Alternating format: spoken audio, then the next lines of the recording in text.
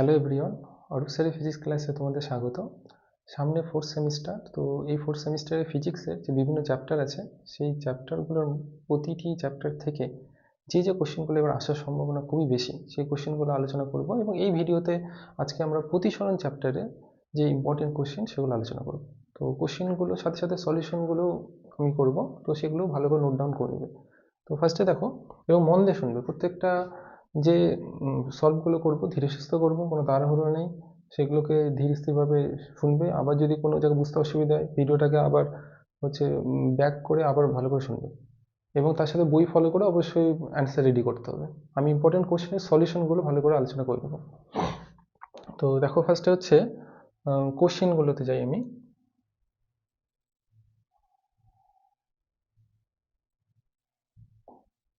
দেখো এখানে প্রথম কোশ্চেন যেটা আছে, প্রথম কোশ্চেন কি আছে যে পরম প্রতিসরাঙ্ক ও আপেক্ষিক প্রতিসরাঙ্ক।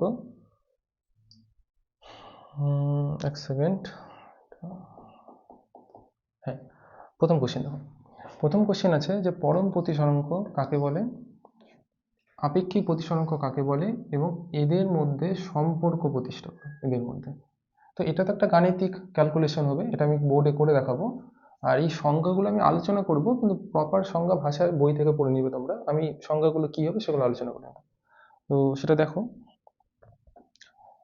তাহলে ফার্স্টে 1 নম্বর কোশ্চেন আসা যাক। 1 নম্বর কোশ্চেনে প্রথমে সংজ্ঞা চেয়েছে পরম প্রতিসরাঙ্ক। আর পরীক্ষায় যে কোনো ডেফিনেশন আসলে তা কিন্তু অবশ্যই আগে হেডিং করে নেবে। হেডিং করে নিয়ে তারপর নিচে অ্যান্সারগুলো ঠিকঠাক করে লিখবে। এবং যদি কোনো ডেফিনেশনে ডেফিনেশনে গাণিতিক রূপ যদি থাকে তো গাণিতিক রূপটাও দেওয়ার চেষ্টা করবে, বা যদি 1 নম্বর তো থাকবে ডেফিনেশনগুলোতে, তো গাণিতিক রূপও দেওয়ার চেষ্টা করবে। তো প্রথমে আছে পরম প্রতিসরাঙ্ক।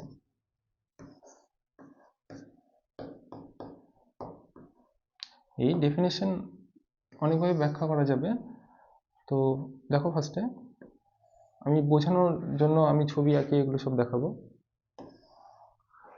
এইটা হচ্ছে একটি বিভেদ তল, নিচে একটি ঘন মাধ্যম আছে। এখন এই ঘন মাধ্যম জল হতে পারে, কাঁচ হতে পারে, কিন্তু উপরে শূন্য মাধ্যম আছে। শূন্য মাধ্যম মানে কি, যে এখানে কোনো কণা বা পরমাণু অণু কিছুই নেই বলা যাবে। আর ঘন মাধ্যম তো উদাহরণ বললাম, জল হতে পারে, কাঁচ হতে পারে।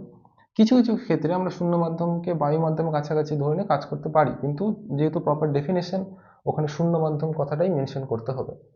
তো এবার ধরো যে কোনো আলোক রশ্মি শূন্য মাধ্যম থেকে ঘন মাধ্যম মানে জল, ধরো জল উদাহরণ হিসাবে ধরলাম, আমি জল ধরলাম। তো এই শূন্য মাধ্যম থেকে জলের মধ্যে প্রবেশ করলো, তো অবশ্যই যেহেতু লঘু থেকে ঘন মাধ্যম আসে অবিলম্বের দিকে আলোক রশ্মিটি বেঁকে যায়। আর আলোক রশ্মি যাওয়ার কথা ছিল কোন দিকে, আলোক রশ্মিটি যাওয়ার কথা ছিল এই এই লাইন বরাবর যাওয়ার কথা ছিল, এই লাইন বরাবর। তো এইবার এই ছবিতে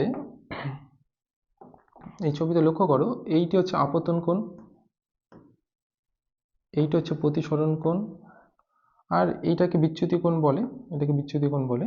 কিন্তু যেহেতু আমি সংজ্ঞা চেয়েছি এবং ধরলাম যে শূন্য মাধ্যমে যে আলোটি আসে সেই আলোর বেগ হচ্ছে আমি সি দিয়ে প্রকাশ করলাম, আর জল মানে ঘন মাধ্যম, এখানে আলোর বেগটাকে আমি ভি দিয়ে প্রকাশ করলাম। তো পরম প্রতিসরাঙ্কের সংজ্ঞাতে বলা হবে যে পরম প্রতিসরাঙ্ক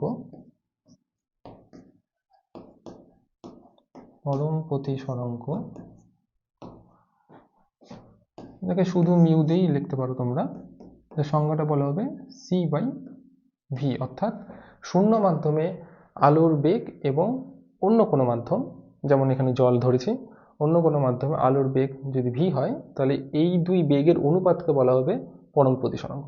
তাহলে সংজ্ঞাটা লিখবো কিভাবে, শূন্য মাধ্যমে আলোর বেগ এবং অন্য মাধ্যমে আলোর বেগের অনুপাতকে বলা হবে পরম প্রতিসরাঙ্ক। আবার কিছু কিছু ভাবে আমরা বা অন্যভাবে আমরা ডেফিনেশনকে এভাবে দিতে পারি যে শূন্য মাধ্যমে আলোর আপতন কোণের যদি সাইন নাও এবং অন্য মাধ্যমে আলোর প্রতিসরণ কোণে যদি তুমি সাইন নাও, তাহলে এই অনুপাতকেও আমরা বলতে পারবো পরম প্রতিসরাঙ্ক। তো এইভাবে সংজ্ঞা দেওয়া যাবে। তো আমি গাণিতিক রূপগুলো দিয়ে আলোচনা করলাম, সংজ্ঞা তোমাকে বই থেকে লিখে নিতে হবে। তো এটা গেল পরম প্রতিসরাঙ্কের সংজ্ঞা, এবং এইটা গেল গাণিতিক রূপ, এই একটা গাণিতিক রূপ। আর যেখানে যে সিটা আছে, যে সি, এই সি এর নির্দিষ্ট মান আছে 3 × 10⁸ মিটার পার সেকেন্ড এসআই পদ্ধতিতে, আর সিজিএস পদ্ধতিতে হবে 3 × 10⁻10 সেন্টিমিটার পার সেকেন্ড। এটা সিজিএস পদ্ধতিতে। এক সেকেন্ড, এটা হবে সিজিএস পদ্ধতিতে। তো এই গেল পরম প্রতিসরণকে ব্যাপার। এরপরে কোশ্চেন ছিল আপেক্ষিক প্রতিসরাঙ্ক। তো দেখা যায় আপেক্ষিক প্রতিসরণ ব্যাপারটা কি।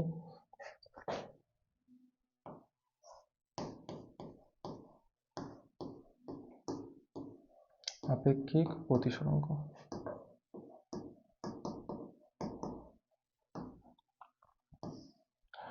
ধরো ঠিক আগের ছবির মতো একটা বিভেদ তল নিলাম। উপরে যে মাধ্যমটি আছে তাকে আমি 1 নম্বর দিলাম, নিচে যে মাধ্যম আছে তাকে 2 নম্বর দিলাম, আর এইটা আমি অভিলম্ব টেনে নিলাম। এবার কোনো আলোক রশ্মি 1 থেকে 2 নং মাধ্যমে ধরো আসে, সবুজ নিয়ে লাভ নেই, অন্য কালার নেই। তো ধরো 1 নং থেকে আলোক রশ্মি আসছে, ধরে নাও উপরের মাধ্যমটা লঘু, নিচেরটা ঘন মাধ্যম ধরে নাও, কিন্তু এখানে শূন্য বা বায়ু মাধ্যম নেই, এখানে অন্য কোনো মাধ্যম ধরছি আমি। তো আলোক রশ্মি ধরো 1 থেকে 2 নং মাধ্যমে আসলো, এটাকে একটু ঘন মাধ্যমই ধরো, এটাকে লঘু মাধ্যমই ধরো, তাহলে অবশ্যই অবিলম্বের দিকে বেঁকে যাবে। লঘু থেকে ঘন মাধ্যমে আসছে, অবিলম্বের দিকে বেঁকে গেলে এটা আপতন কোণ, এটা প্রতিসরণ কোণ। এই উপরের মাধ্যমে আলোর বেগকে তুমি v1 ধরো এবং দ্বিতীয় মাধ্যমে আলোর বেগকে তুমি v2 ধরো। তাহলে আপেক্ষিক প্রতিসরাঙ্ক, আপেক্ষিক প্রতিসরাঙ্ক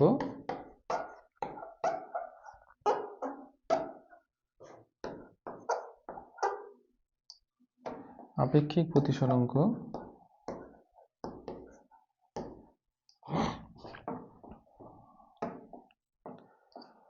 একে মিউ, এরকম 1μ2ও লিখতে পারো, কারণ আলো 1 থেকে 2 নং মাধ্যমে আসছে, তো 1μ2ও লেখা যাবে। এভাবে লিখলে আরো ভালো, যে 1 থেকে 2তে আসছে, ইকুয়ালস টু v1/v2। এই সংখ্যাটা তাহলে লিখবো কীভাবে, ভাষায় কীভাবে লিখবো, এটা তো গাণিতিক রূপ হলো। ভাষায় লিখবো যে আলো যখন কোনো একটি মাধ্যম থেকে অপর কোনো একটি মাধ্যমে যায়, তখন প্রথম মাধ্যমে আলোর বেগ এবং দ্বিতীয় মাধ্যমে আলোর বেগের অনুপাতকে বলা হবে আপেক্ষিক প্রতিসরাঙ্ক। এভাবে তো সংজ্ঞা দিতেই পারবা, ঠিক পরম প্রতিসরাঙ্কের মতো c/v এর মতো। আর একটি কীভাবে দিতে পারবে, তুমি যদি এভাবে মেনশন করো যে 1 নং মাধ্যমে আপতন কোণের সাইন অর্থাৎ সাইন আই, এবং 2 নং মাধ্যমে প্রতিসরণ কোণের সাইন, এদের অনুপাতকে বলা হবে আপেক্ষিক প্রতিসরাঙ্ক, বা এটাকে তুমি এইভাবে 1μ2ও লিখতে পারো। তো আমি গাণিতিক রূপ আলোচনা করছি, সংজ্ঞার ভাষা কিন্তু বই থেকে দেখে নিবে, যে কোনো বই, ছায়া প্রকাশনী বা সাতরা, যে যা বই ফলো করবে, আরও রাইটার বই আছে যা ফলো করবে, ওখান থেকে সংজ্ঞা দেখে নিবে, এগুলো গাণিতিক। ঠিক আছে, তো এই দুটো কোশ্চেন আলোচনা হয়ে গেল। এর সাথে আরেকটি কোশ্চেন কি ছিল, এর সাথে আরও একটি কোশ্চেন ছিল, এই যে এদের মধ্যে সম্পর্ক প্রতিষ্ঠা করো। তো এই প্রথম সম্পর্কটা কাদের মধ্যে, পরম প্রতিসরাঙ্ক আর আপেক্ষিক প্রতিসরাঙ্কের মধ্যে সম্পর্ক প্রতিষ্ঠা। তো চলো দেখে নিই ওইটা ব্যাপারটা কি হবে।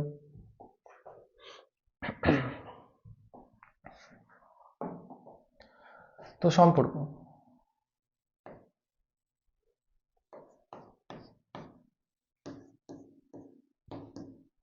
পরম প্রতিসরাঙ্ক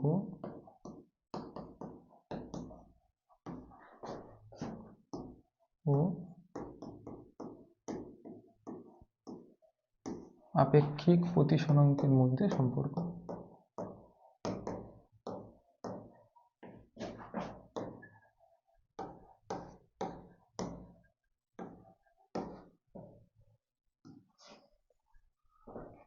দেখো প্রথমত আগে পরম প্রতিসরাঙ্কের গাণিতিক রূপটি কি ছিল যদি আমরা দেখি, একটু আগে শিখলাম পরম প্রতিসরাঙ্কের গাণিতিক রূপ, যদি তুমি মিউ দিয়ে প্রকাশ করো c/v, যেখানে আলোচনা করলাম একটু আগে, c শূন্য মাধ্যমে আলোর বেগ আর v হচ্ছে অন্য কোনো মাধ্যমে আলোর বেগ। এবার আপেক্ষিক প্রতিসরাঙ্কের ব্যাপারটা আমি একটু পাশে এখানে দেখাচ্ছি। ওই ছবিটা আমি রিপিট করব। আলোক রশ্মি আঁকানোর সময় অ্যারো কিন্তু অবশ্যই দিবে। কোনো ছবিতে যদি অ্যারো ছাড়া পড়ে তাহলে ওই ছবিটাকে আর ভ্যালিড ধরা হবে না, মানে ওটা ক্রস, 0 মার্কস ওখানে। তো এটা 1 নং মাধ্যম, এটা 2 নং মাধ্যম। 1 নং মাধ্যমে আলোর বেগ v1, 2 নং মাধ্যমে আলোর বেগ আমি নিলাম v2। তাহলে এই ক্ষেত্রে যে আপেক্ষিক প্রতিসরাঙ্ক দাঁড়িয়েছিল, আপেক্ষিক প্রতিসরাঙ্ক লিখতে গিয়ে প্রতিমরাঙ্ক হয়ে গেছে, ঠিক আছে। প্রতিসরাঙ্ক, এই যেখানে 1μ2 দিচ্ছি, তাহলে এখানে লিখতে হবে v1/v2। তুমি যদি উপরের মাধ্যমের প্রতিসরাঙ্ক মানে পরম প্রতিসরাঙ্ক যদি μ1 লেখো আর নিচের পরম প্রতিসরাঙ্ক যদি μ2 ধরো, তাহলে μ1টা কি লেখা যাবে? মানে আমি কি করছি, এটা তো গেল ওভারঅল এই জায়গার এই দুটো মাধ্যমের আপেক্ষিক প্রতিসরাঙ্ক, অর্থাৎ 1 নং-এর সাপেক্ষে 2 নং মাধ্যমের প্রতিসরাঙ্ক। কিন্তু এইখানে আমি যেটা লিখছি সেটা হচ্ছে পরম প্রতিসরাঙ্ক উপরের মাধ্যমে, অর্থাৎ বায়ু বা শূন্য মাধ্যমের সাপেক্ষে 1 নং-এর প্রতিসরাঙ্ক। তাই সেটা কিভাবে লিখবো, সেটা হবে c/v1। আর যদি আমি μ2 লিখি, μ2 শুধু μ2, অর্থাৎ বায়ু বা শূন্য মাধ্যমের সাপেক্ষে 2 নং মাধ্যমটার প্রতিসরাঙ্ক, সেটা কি হবে, সেটা হবে হচ্ছে c/v2। তো এইবার কাদের মধ্যে সম্পর্ক হচ্ছে যে পরম প্রতিসরাঙ্কের সাথে আপেক্ষিক প্রতিসরাঙ্কের মধ্যে সম্পর্কটা চেয়েছে। তাহলে আমাকে তাহলে কি করতে হবে, এই যে μ1 এর সাথে μ2 এর সাথে এই যে এই মিউটার সম্পর্ক বের করতে হবে, বা এইটা দেখো দেখুন, অতএব 1μ2 আপেক্ষিক প্রতিসরাঙ্ক এই যে লিখেছি ইকুয়ালস টু v1/v2 সমান সমান নিচে দিলাম আমি v1/c নিলাম, কারণ আমাকে এরকম আনতে হবে তো, পরম নিয়ে আসতে হবে, এটা আপেক্ষিক কনভার্ট করতে হবে একে পরম প্রতিসরাঙ্ক দিয়ে। তাহলে যেহেতু নিচে c নিয়েছো, এর উপরে একটা c দিয়ে এটাকে ব্যালেন্স করো, ঠিক আছে। এবার ফার্স্ট টার্মটা দেখো, কালার চুজ করা মাঝে মধ্যে খুব অসুবিধা হয়ে যায়, এত কালার থাকে। হ্যাঁ, প্রথমে এই পার্টটা দেখো, এই যে এই যে v1/c, এইটা দেখো এর সাথে রিলেটেড। আর এই যে c/v2 এটা দেখো এখানকার সাথে রিলেটেড। তাহলে ছিল এটা আপেক্ষিক, দেখো আপেক্ষিক, এটা একটা পরম প্রতিসরাঙ্ক, এটা একটা পরম প্রতিসরাঙ্ক কনভার্ট হলো। তাহলে আমি এই মানগুলো এখানে বসিয়ে দেবো, তাহলে বসিয়ে দিই কি হচ্ছে, প্রথমটা v1/c, তো v1/c এখানে আছে কিন্তু এটা উল্টো আছে, তাহলে আমি এখানে কি লিখবো 1/μ1 ইন্টু এখানে কি আছে c/v2, এই c/v2 তার মানে μ2, তাহলে μ2। তাহলে ফাইনাল রেজাল্ট কি আসলো, ফাইনাল রেজাল্ট যেটা পেলাম সেটা আমি পরের পেজে লিখি। তাহলে ফাইনালি পেলাম আমি 1μ2, এটা আপেক্ষিক প্রতিসরাঙ্ক, ইকুয়ালস টু পেলাম μ2/μ1, এই যেগুলো পরম প্রতিসরাঙ্ক। তাহলে এই হয়ে গেল সম্পর্ক আপেক্ষিক আর পরম প্রতিসরাঙ্কের মধ্যে। এই যে দেখে নাও আরেকবার, এই যে দেখো এই যে μ2টা এখানে গুণ হলে μ2/μ1, এটা ছিল আপেক্ষিক, এই যে পরম, এটাকে পরের লাইনে আমি সাজিয়ে লিখলাম, এই যে লিখলাম। এবার কিছু কিছু ক্ষেত্রে পরম প্রতিসরাঙ্ক এভাবে লেখে, আমি জাস্ট একটু দেখিয়ে দিচ্ছি ব্যাপারটা এখানকার কি, যে পরম প্রতিসরাঙ্ককে কিছু কিছু জায়গায় এভাবে লেখে a μ2, যদি 2 নং মাধ্যমে, 1 নং মাধ্যমের ক্ষেত্রে a μ1, এ দিয়ে কি বোঝাচ্ছে, এ দিয়ে এয়ার, বা অনেক সময় এ দিয়ে যেহেতু বায়ু আর শূন্য মাধ্যম কাছাকাছি ধরে ওই সব বলে, কিন্তু এইভাবে লেখে বা এইভাবে লিখতে পারো, এ না লিখলেও চলবে। তো এই গেল হচ্ছে 1 নং কোশ্চেনের অ্যান্সার। এবার চলো সেকেন্ড কোশ্চেনটা দেখি, সেকেন্ড কোশ্চেন কি আছে। সেকেন্ড কোশ্চেন, হ্যাঁ খুব ইম্পর্টেন্ট কোশ্চেন সেকেন্ড কোশ্চেন। তো সেকেন্ড কোশ্চেনটা ব্যাপারটা দেখো, মানে এটা খুবই ইম্পর্টেন্ট, তাহলে স্টার দিয়ে রাখো, স্টার দিয়ে রাখো। কি বলেছে, একটি দীপ্ত বস্তু মানে কি, যে বস্তু থেকে আলোক রশ্মি নির্গত হয়, একটা বাল্ব একটা দীপ্ত বস্তুকে মিউ প্রতিসরাঙ্কের মাধ্যমে এইচ গভীরতায় রাখা হয়েছে। দেখাও যে শঙ্কুর যে বৃত্তাকার ভূমি দিয়ে আলো নির্গত হবে সেটির ব্যাসার্ধ হবে এই নামটা, এটা প্রমাণ করতে হবে, এইটা ব্যাসার্ধ। তো এই জাতীয় কোশ্চেনগুলো কঠিন না, যদি আমরা এদের একটা সঠিক আগে ছবি আঁকিয়ে নিই। ছবি আঁকালে অনেকটা ইজি হয়ে যায় বোঝা জিনিসটা। তো ছবি আঁকাও ফার্স্টে, আগে কোশ্চেনটা আরো একবার ভালো করে দেখে নাও। যে একটি দীপ্ত বস্তু মানে যেসব বস্তু থেকে হচ্ছে আলো নির্গত হয়, তো সেরকম দীপ্ত বস্তুকে মিউ প্রতিসরাঙ্কের মাধ্যমে এইচ গভীরতায় রাখা হয়েছে। তো দেখাতে হবে যে শঙ্কুর যে বৃত্তাকার, শঙ্কু বলতে ওখানে কোনো শঙ্কু রাখা নেই, আলোগুলো বের হওয়ার পরে ওখানে একটা শঙ্কু শেপ নিবে, সেই শঙ্কু শেপটা যে পাবো, সেই শঙ্কুর যে বৃত্তাকার ভূমিতে আলো বেরোবে, সেই বৃত্তাকার ভূমির হচ্ছে ব্যাসার্ধটা আমাদের ক্যালকুলেশন করে দেখাতে হবে। এমনকি শুধু ব্যাসার্ধ না, অনেক সময় চাইতে পারে ওই শঙ্কুর বৃত্তাকার ভূমির ক্ষেত্রফল বের কর।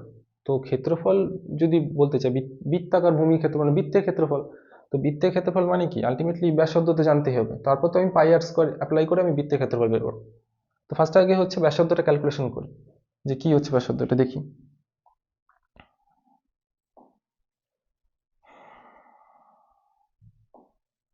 চলো ফার্স্টে তাহলে এটা, এবার হচ্ছে আমরা 2 নম্বর কোশ্চেনে যাব, নতুন পেজে নেওয়া যাক। 2 নম্বর কোশ্চেন, প্রথমে ছবি আলোচনা, ছবিটাকে দেখো ভালো করে। এটা একটা বিভেদ তল নাও,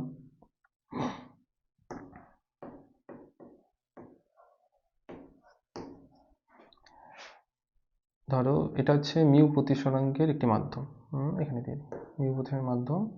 এইখানে একটি দীপ্ত বস্তু আছে, আমি একে এস নাম দিলাম, S for source, light source, light এখান থেকে বের হচ্ছে। তো এইবার এখান থেকে ধরো একটা আলোক রশ্মি হয়ে গেল, এখানে একটু অবিলম্ব আঁকিয়ে নাও, আর এই দিকে একটা আলোক রশ্মি গেল, এখানে একটু অবিলম্ব আঁকিয়ে নাও। এবার ধরো যে এই যে আলোক রশ্মিটা এখানে আপতিত হলো, এই এটা এটা এটা উপরে উপরে বায়ু মাধ্যম ধরো, কোশ্চেনে বলেনি কিছু এরকম, বোঝার সুবিধার জন্য আমাদের এগুলো মানতে হবে আগে। প্রথম বায়ু মাধ্যম ধরো, আর নিচে যে মিউ আছে মানে একটা ঘন মাধ্যম, এটাকে একটা ঘন মাধ্যম আমি ভাবতে, ঘন মাধ্যম। তো আলোক রশ্মিটা ধরো এখানে সংকট কোণে আপতিত হয়েছে, সংকট কোণে। তাহলে সংকট কোণে যদি আপতিত হয়, তাহলে এই আলোক রশ্মি ঘন থেকে লঘু মাধ্যমে যাচ্ছে, অর্থাৎ বায়ু মাধ্যমে যাচ্ছে, তাহলে প্রতিসরণের পর এটা তো বিভেদ তলটা ঘেঁষে যাবে, অর্থাৎ এখানকার কোণটা কত হবে, 90 ডিগ্রি, মানে প্রতিসরণ কোণ কত, 90 ডিগ্রি। এবার এটা আঁকানো কেন দরকার, এরকম আঁকানো দরকার হচ্ছে, এই যে এটা এখন দেখো ছবিটা বুঝতে পারবে। ধরো একটি আলোক রশ্মি এই পথে গেল, এই পথে, তাহলে এখানকার যে কোণটা হবে আপতন কোণ, ব্লু কালারটা তো ভালো বোঝা যাচ্ছে না, এক সেকেন্ড এটাকে ঠিক করুন, তো ভালো ব্লু কালারটা ভিজিবল হচ্ছে না, অন্য কিছু কালার নিতে হবে, রেড।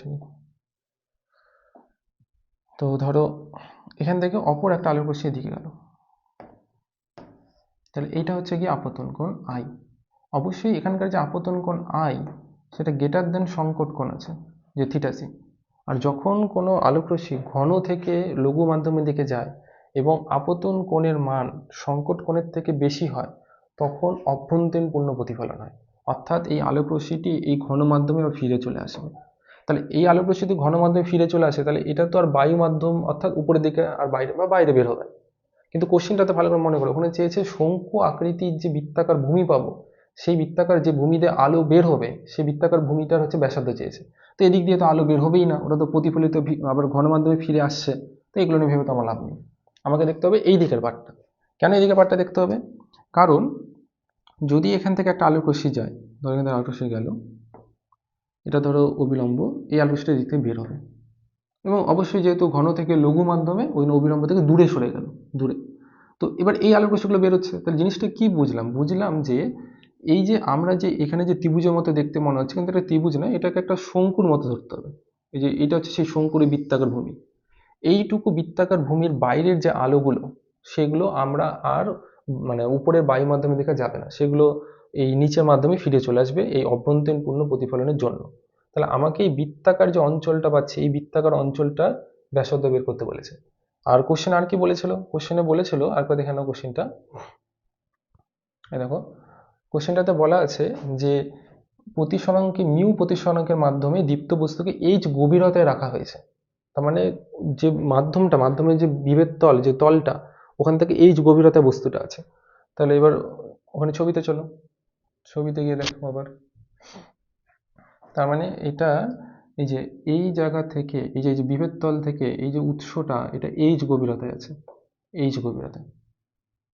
তো এবার ছবিটা হয়তো একটু নোংরা হয়ে গেল, আমি না আরেকটা ছবি পাশে আঁকিয়ে নিচ্ছি, কিন্তু জিনিসটাকে ক্লিয়ার করো। বস্তুটা এইচ গভীরতায় আছে, এখানে সংকট কোণ নিয়ে কাজ করতে হবে।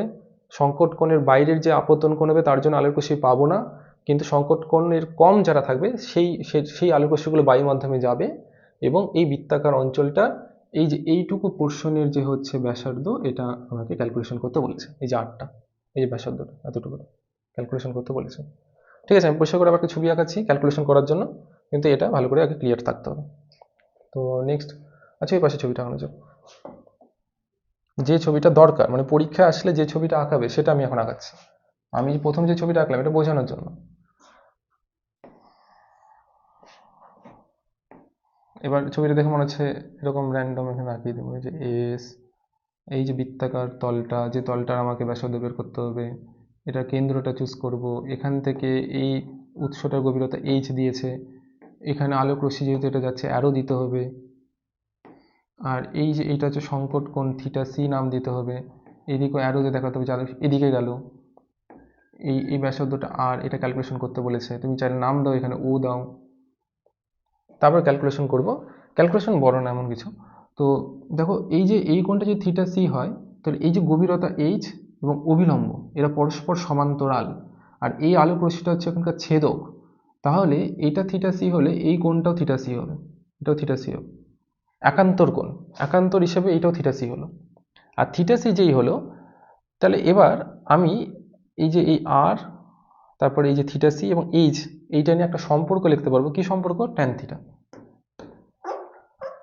Tan theta C equals to লিখতে পারবো লম্ব বাই ভূমি। তো এই থিটা কোণের সাপেক্ষে লম্ব হবে আর, তো লিখলাম। এবং ভূমি দেখো, ভূমি হচ্ছে এইচ, অর্থাৎ এরকম ব্যাপার, এরকমভাবে আছে জিনিসটা, যে এখানে থিটা সি কোণটা আছে, এদিকে আর, এদিকে এইচ আছে, তাহলে আর আর এইচ, তাহলে আর বাই এইচ। ঠিক আছে, কিন্তু প্রমাণটা করো। প্রমাণটা মানে কি করতে, প্রমাণটা ছিল এরকম, এই টার্মটা প্রমাণ করতে হবে, এইটা এইটা প্রমাণ করতে হবে ব্যাসার্ধ। চলো ক্যালকুলেশন করা যাক, প্রমাণ অবশ্যই এখনই হয়ে যাবে। এইখানে ট্যান থিটা সি তোমরা sine theta C by cos theta C লিখে নাও। ঠিক আছে, তো পরের পেজে যাচ্ছি।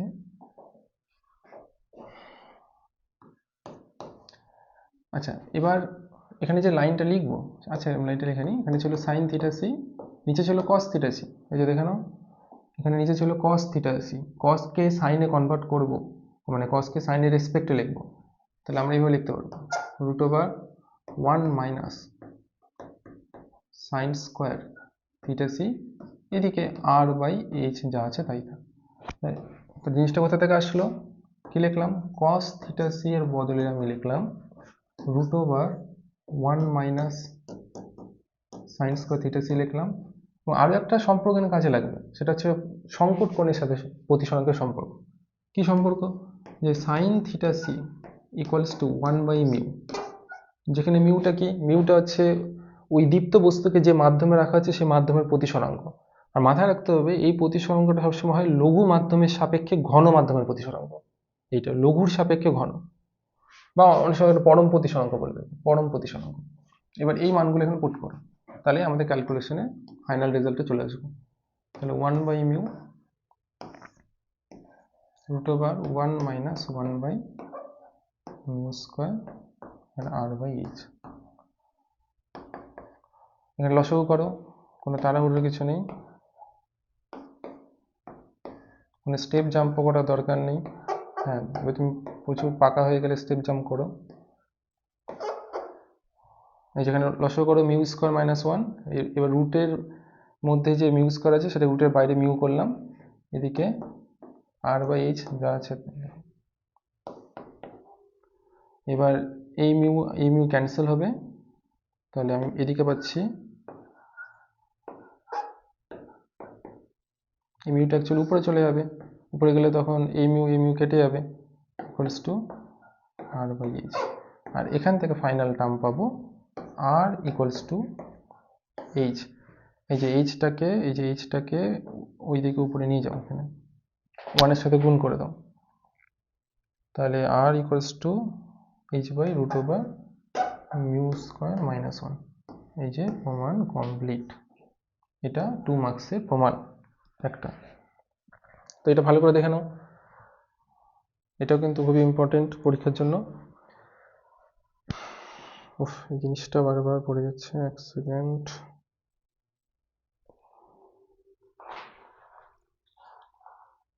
তুই পকেটে ঢুকিয়ে দিই, ঝামেলাই থাকবে, থাক তুই পকেটে। আচ্ছা হ্যাঁ, নেক্সট কোশ্চেন চলো। তাহলে দুটো কোশ্চেন হয়ে গেল, কিন্তু 3 নম্বর কোশ্চেন দেখো। 3 নম্বর কোশ্চেনটাতে, হ্যাঁ এটা প্রতিশনের খুবই ইম্পর্টেন্ট কোশ্চেন একটা, এটা পরীক্ষায় এসেছেও, কিন্তু এই কোশ্চেনগুলো পরীক্ষার আগেও আসছে, ওই জন্য এগুলো খুবই ইম্পর্টেন্ট। তো কী বলেছে, একটি পাত্রের কিছুটা মিউ1 প্রতিসরাঙ্কের তরল এবং বাকিটা মিউ2 প্রতিসরাঙ্কের তরলের পূর্ণ। তো দুটো তরল আছে, একটা প্রতিসরাঙ্ক মিউ1, একটা মিউ1 আর একটা মিউ2, দুটো প্রতিসরাঙ্কের আলাদা আলাদা প্রতিসরাঙ্কের তরল। এরা পরস্পর মেশে না, অর্থাৎ এরা কোনো রাসায়নিক বিক্রিয়া করবে না, এরা মিশবে না, তেল জলের মতো ভাবো। তরলগুলির উচ্চতা যথাক্রমে দিয়েছে, প্রথম তরল যার মিউ1 তার উচ্চতা d1, আর দ্বিতীয় তরল যেটা মিউ2 তার উচ্চতা দিয়েছে d2। তাহলে প্রমাণ করতে বলেছে যে আপাত গভীরতা ইকুয়ালস টু এইটা হবে প্রমাণ, দেখাতে হবে। ঠিক আছে, এটা সলিউশন করব, চলো এর সলিউশন যাওয়া যাক।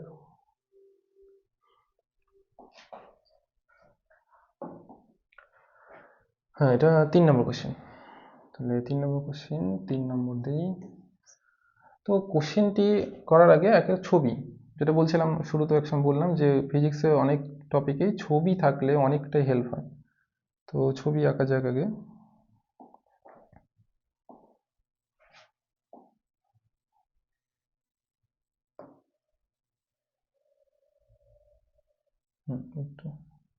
না, এটা মানে কিউব স্কোয়ারের তুলনায় রেক্টাঙ্গেল করলে বেশি ভালো।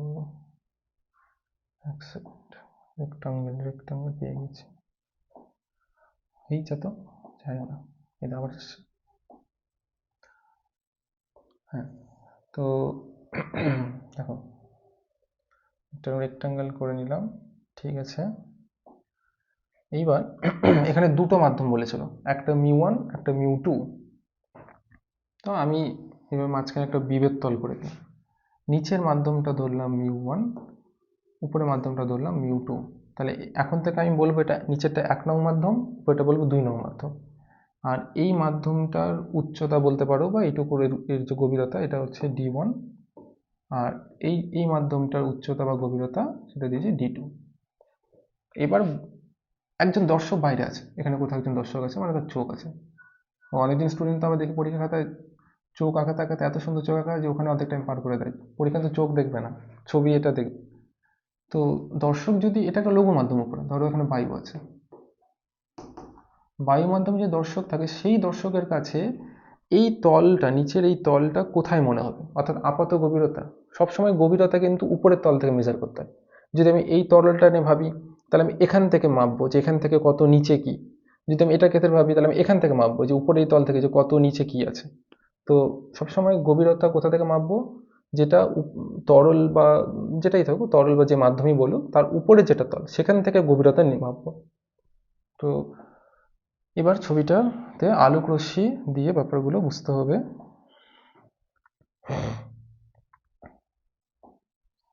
তো এই পয়েন্টটাকে নাম দেওয়া হচ্ছে, ওদিকে তো এগুলো নাম আছে, ঠিক আছে, পি দাও।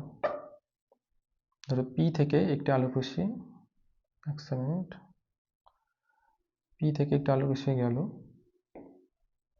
এখানে একটা অভিলম্ব আঁকাও। এবার এবার এখানে মিউ1 গ্রেটার দেন মিউ2, অর্থাৎ নিচের মাধ্যমটি বেশি ঘন, উপরের মাধ্যমটি লঘু, তার উপরে বায়ু মানে আরো লঘু। তাহলে এবার আলোক রশ্মি যদি এই নিচের মাধ্যম থেকে উপরের মাধ্যমে যায়, তাহলে অভিলম্ব থেকে দূরে সরে যাবে। তো আমি এইভাবে আঁকাচ্ছি ছবিটা, এদিকে সরে গেল, মানে একটু বেশি সরে গেল, এটাকে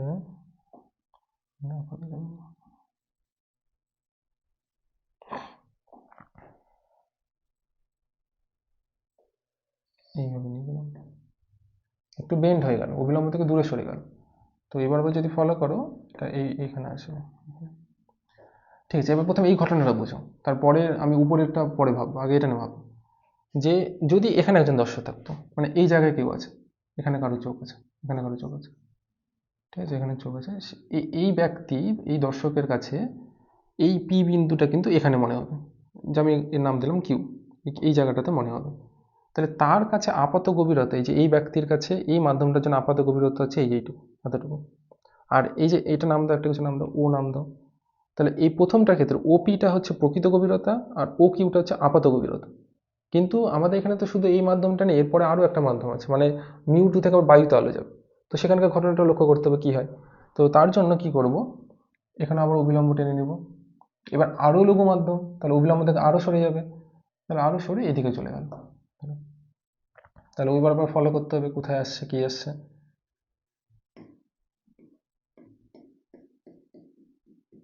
হ্যাঁ, তাহলে এইখানে যে দর্শক থাকবে, এখানে যে দর্শক থাকবে, ঠিক আছে, তার কাছে এটা একটা নাম দেবো, এই নামটা দেওয়া নেই, এটা দিয়ে দিই। আর এই একটা নাম দেওয়া হচ্ছে বি।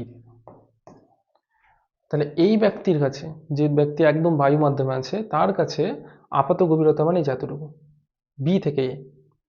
আর প্রকৃত গভীরতা মানে এই মাধ্যমটা উপরে মিউ টু মাধ্যমের প্রকৃত গভীরতা হচ্ছে বিও। তো আমাদের কিন্তু ক্যালকুলেশন করতে বলেছে এই যে এ বিটা, এই এ বিটা কী হবে, এটা কোশ্চেনে চাইছে, এই আপাত গভীরতাটা কী হবে যে বায়ু মাধ্যমে আছে তার জন্য।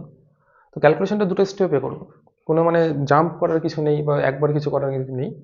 প্রথম স্টেপ হচ্ছে আমরা প্রথমে মিউ 1 মাধ্যম নিয়ে কাজ করবো, মানে মিউ 1 থেকে মিউ 2। সেকেন্ড স্টেপ হচ্ছে মিউ 2 থেকে বায়ু। দুটো স্টেপে আগে ক্যালকুলেশন লিখবো, কিন্তু ক্যালকুলেশন লেখার আগে আগে ফর্মুলাটা তো জানতে হবে, এটা সলভ করার আগে, যে প্রতিসরাঙ্ক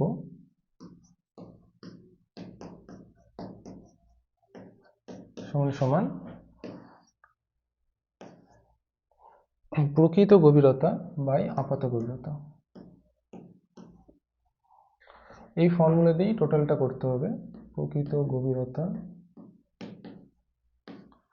বাই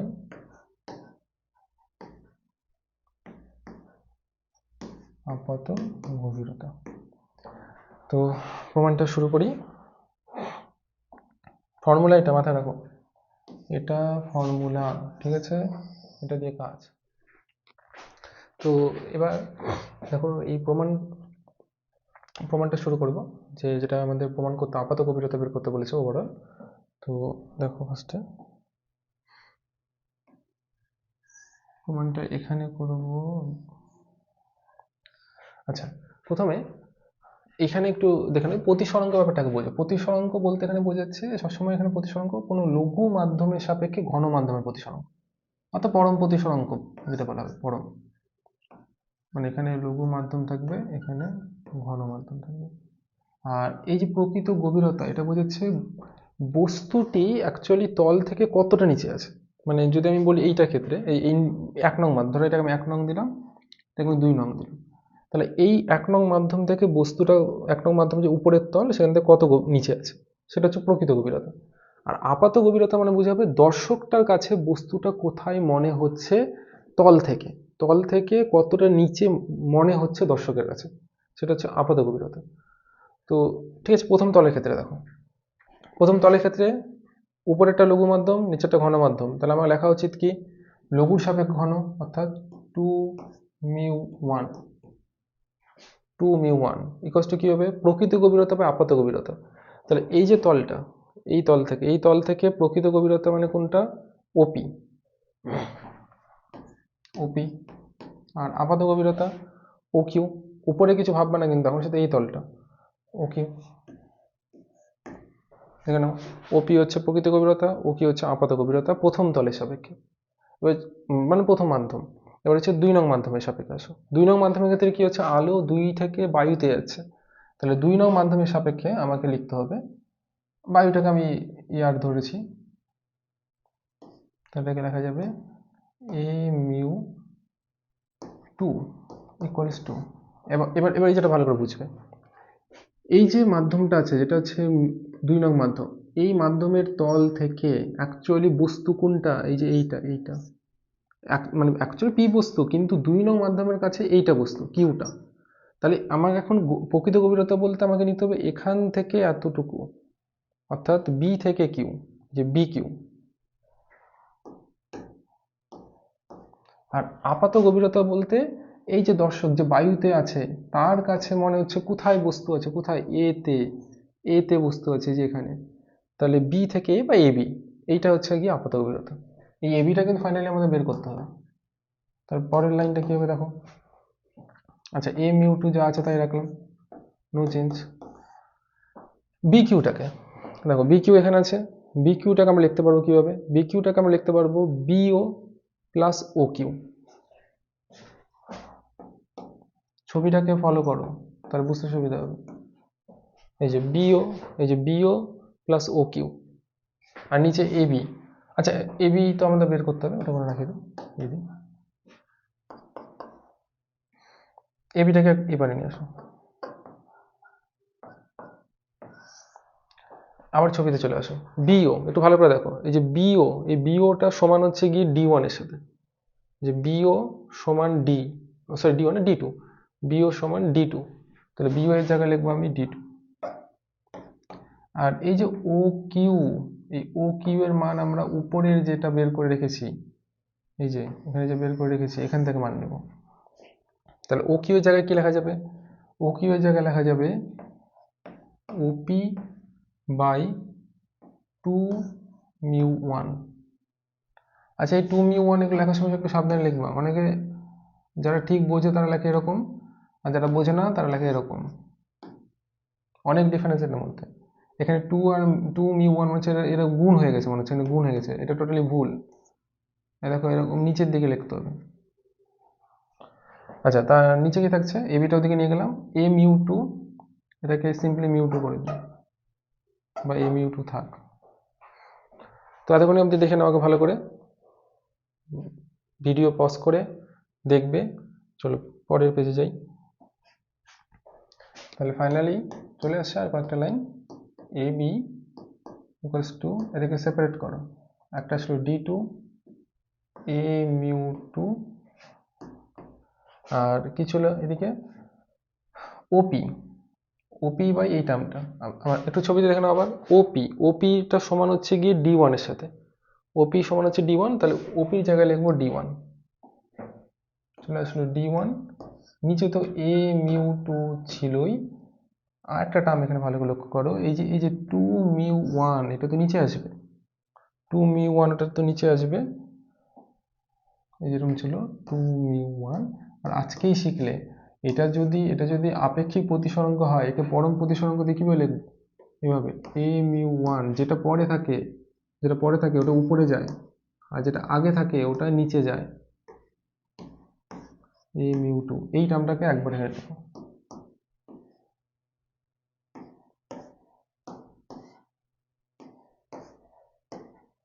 তাহলে দেখো এই টার্মটা কেটে যাচ্ছে, ফাইনালি চলে আসলো।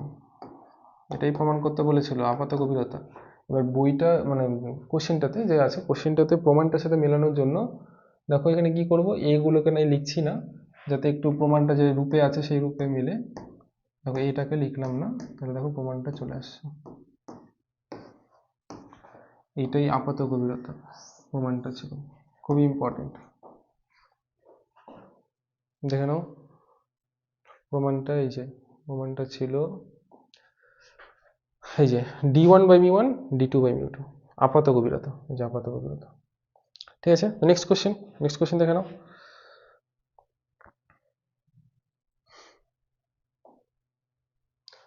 Next কোশ্চেনটাও important. কি হলো, ও আগের যে লাইনগুলো দিয়েছিলাম ওটা সরার জন্য মানে এদিকে হয়ে গেছে, এটাকে ইরেজ করবো কি দিয়ে, এটা দিলে মনে হবে, এটা মানে দিলে হবে, ধরো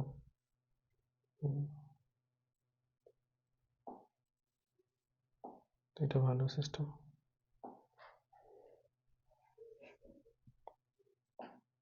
পোষাচ্ছে না একটু।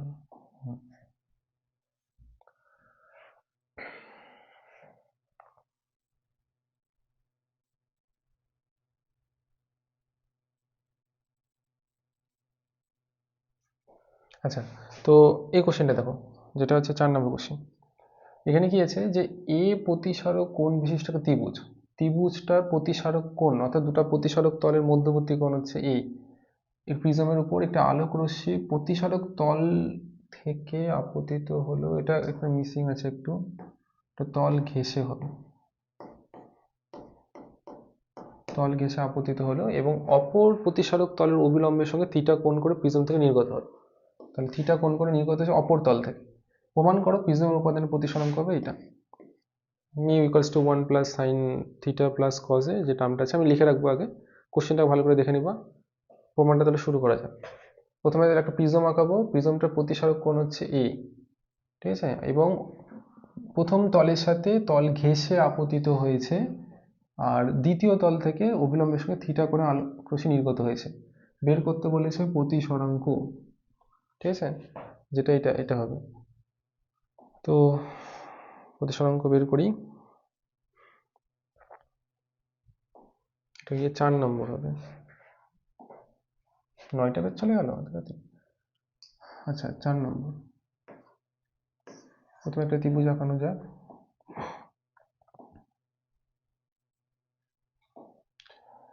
তো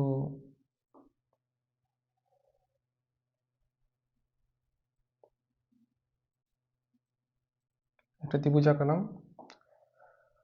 দেখো বলেছে প্রথম তল ঘেঁষে আলোক রশ্মি আপতিত হয়েছে, অর্থাৎ আলোক রশ্মিটি এইভাবে গিয়েছে,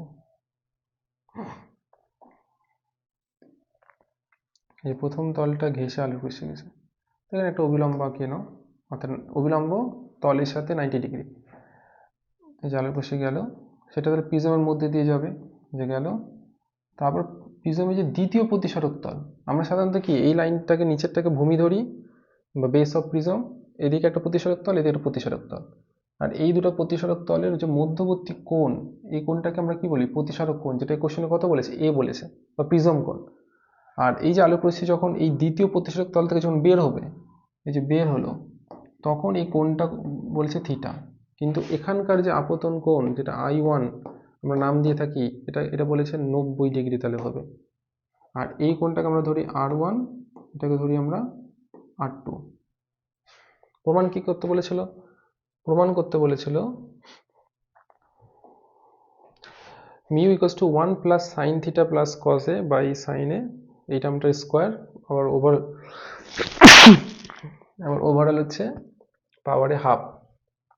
ঠিক আছে, তো প্রমাণটা আসা যাক। প্রমাণটা একটা সাইডে কোথাও লিখি আগে, কি প্রমাণ করতে হবে। Mu equals two third bracket 1 plus first bracket,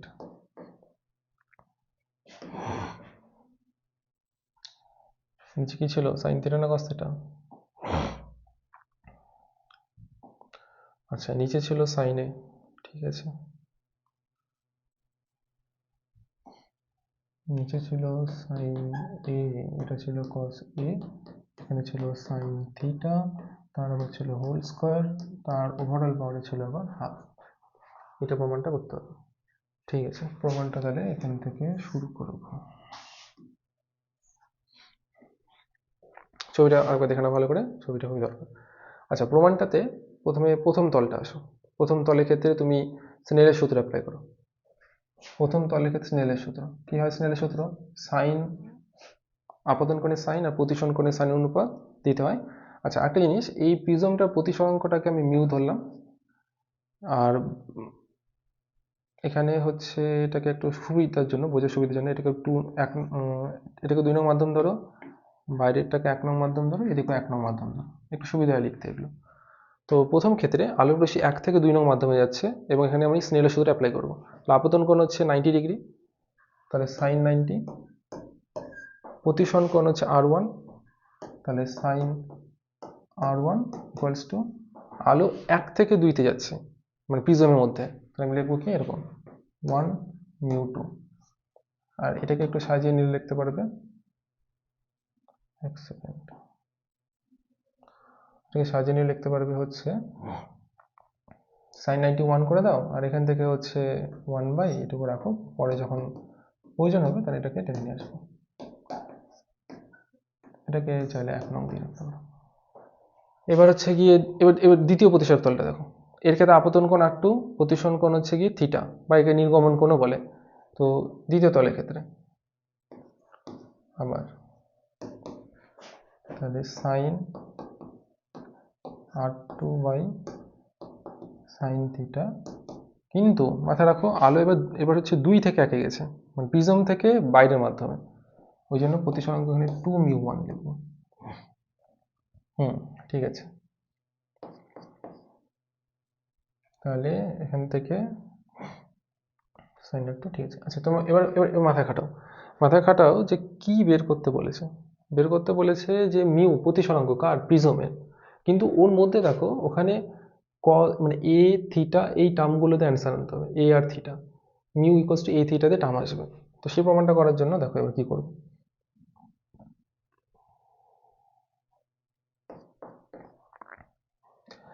এই যে সাইন r2 আছে, ঠিক আছে, দেখো প্রমাণ স্টেপ বাই স্টেপ ফলো করলে প্রমাণ এমনি এমনি হতে থাকবে, মানে আমাকে স্টেপ ফলো করে চলতে হবে কাজ। দেখো প্রিজমের ক্ষেত্রে আমরা কি লিখি, এ equals to r1 plus r2, এটা আমরা লিখে দেখি প্রিজমের ক্ষেত্রে। এবার উপরের যে ডেটাটা, যেটা যেটা আমি 1 নম্বর সমীকরণ দিয়েছি, যে 1 নম্বর, এইখান থেকে আমরা r1 এর মান আমরা নিতে পারবো, কারণ আমাকে এ আনতে হবে। তো একটা কাজ করি, ওখানে r2 বসিয়ে দিই, তাহলে ইজিলি চলে আসবে। ধরো এখান থেকে আমরা হচ্ছে r2টা বের করে নেব, তাহলে আসবে a মাইনাস r1। এই r2 এর মান, এই যে r2 এর মানটা যে বের করলাম, এটাকে আমরা এখানে বসিয়ে দেব, তাহলে আসবে sine a minus r1 by sine theta, sine theta equals to, এটাকে চাইলে তুমি এইভাবে করতে 1/2, আর এটা তো একটা সম্পর্ক আছে যে 2μ1 ইকুয়ালস টু 1/1μ2, তাই না, এটাও তো একটা সম্পর্ক আছে। তো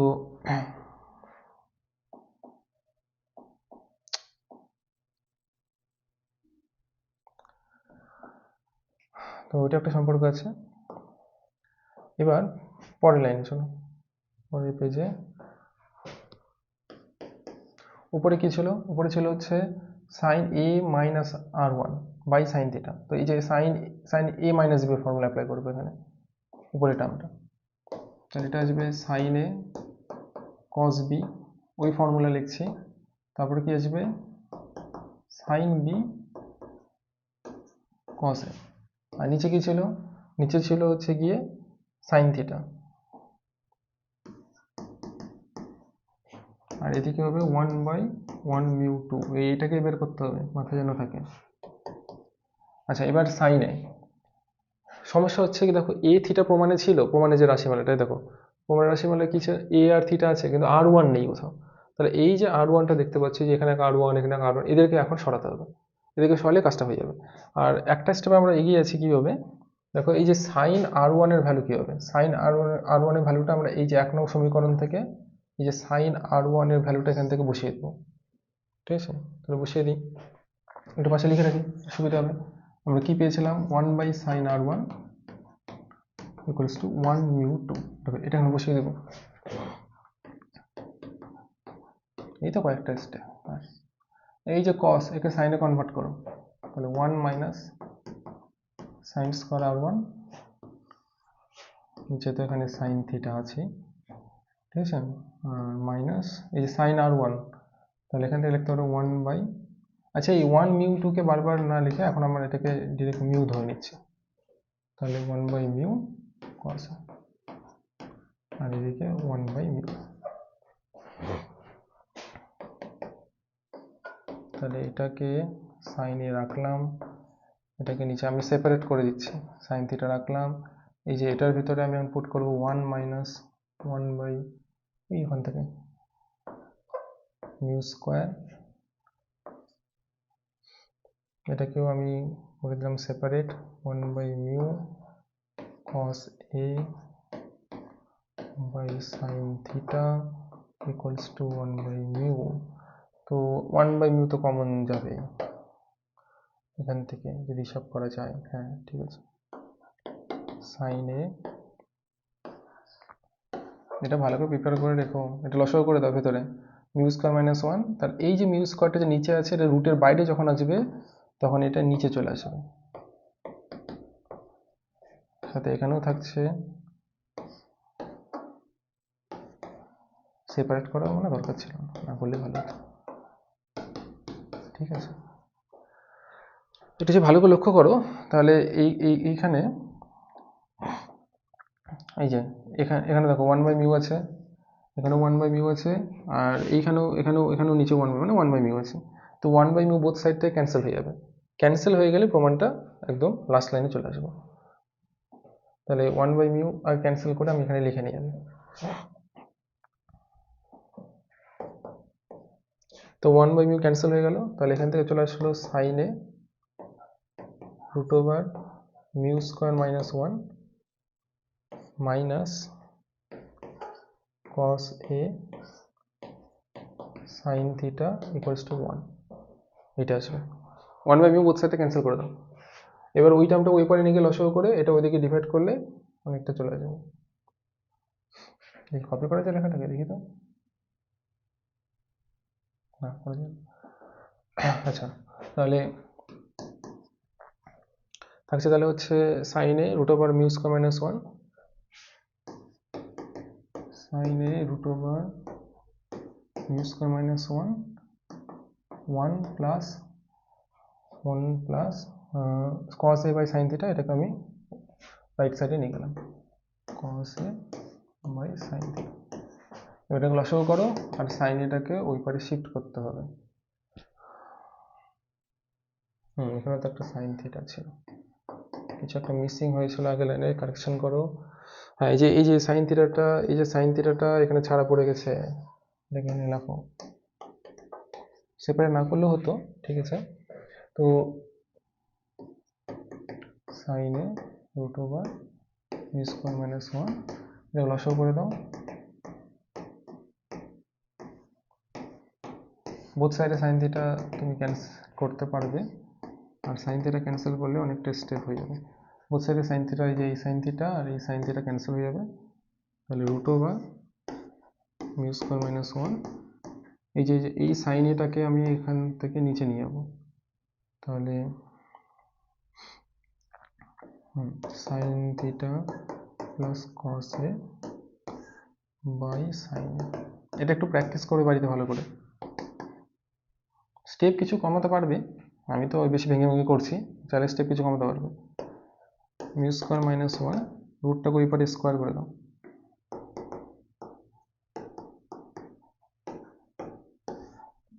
ভিডিওটা ভেবেছিলাম 1 ঘন্টার মধ্যে করবো, 1 ঘন্টা পার হয়ে চলে যাচ্ছে। আচ্ছা, তার পরের লাইনে চলে আসছে, এই যে এই ওয়ানটা ওই পারে নিয়ে,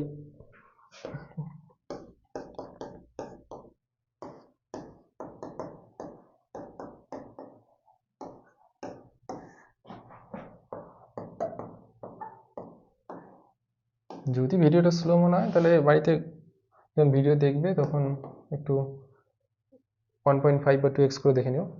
আচ্ছা, স্কোয়ারটাকে ওদিকে রুট করে দাও, বাস ফাইনালি প্রমাণটা হয়ে গেল।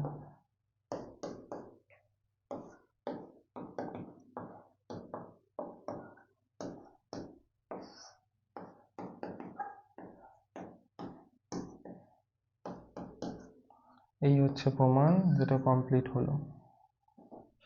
ঠিক আছে, এটাও এক্সামের জন্য ইম্পর্টেন্ট খুব। একটু বড় ছিল, কয়েকটা লাইন কিন্তু কমানো যাবে, তোমরা যখন করবে তখন কয়েকটা লাইন কমাতে পারবে, আমি অনেক ভেঙে ভেঙে করে নিয়েছি।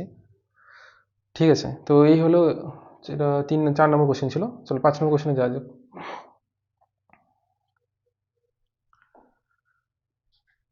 5 নম্বর কোশ্চেন দেখো কি আছে, এটা পরীক্ষা এসেছে আগে, তো ভালো করে কোশ্চেনটা দেখো। টি বেধের একটা আয়তাকার কাঁচ ফলক আছে, যে বেধ হচ্ছে টি, ওর উপর একটা আলোক রশ্মি থিটা ক্ষুদ্র কোণ আপতিত, মানে আপতন কোণটা কিন্তু ছোট, থিটা ক্ষুদ্র কোণ বলেছে। কাচের প্রতিসরাঙ্ক মিউ হলে দেখাও ফলকটি থেকে নির্গত রশ্মি এবং আপতিত রশ্মির মধ্যে লম্ব দূরত্ব হবে এটা। ছবিতে বোঝাবো। আগে পুরো কোশ্চেনটা একবার ভালো করে দেখবে, কোনো প্রমাণ বা যাই থাকুক, কোশ্চেন যেটাই আসুক সলভ করার আগে কোশ্চেন ভালো করে পড়ে আগে একটা কোশ্চেনের ইমাজিনেশন করতে হবে যে ওটা ছবি কি হতে পারে, এগুলো ভালো করে ভাবতে হবে।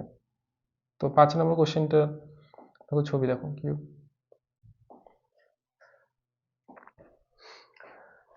তাহলে এটা হচ্ছে 5 নম্বর কোশ্চেন।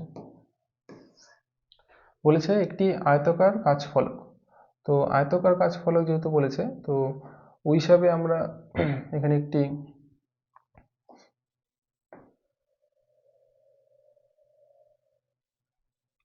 এটাকে ধরো আয়তাকার কাঁচফলক, ঠিক আছে। এইবার একটি আলোক রশ্মি আপতিত হলো, কিন্তু সেটা বলেছে খুবই ক্ষুদ্র করে, কিন্তু ছবিটা বোঝানোর জন্য আমি অত ক্ষুদ্র করে আঁকাবো না, প্রথমত আগে আমাদের ছবিটা বুঝতে হবে। তো এখানে একটা অবিলম্ব আঁকিয়ে নাও, যে অবিলম্ব, এই যে কোণটা এটা হচ্ছে আপতন কোণ থিটা, আর এই থিটাটা এখানে বলেছে ক্ষুদ্র, এই থিটা কোণটা ক্ষুদ্র বলেছে, এটা হচ্ছে আপতন কোণটা, এটা এইটি হচ্ছে আপতন কোণ।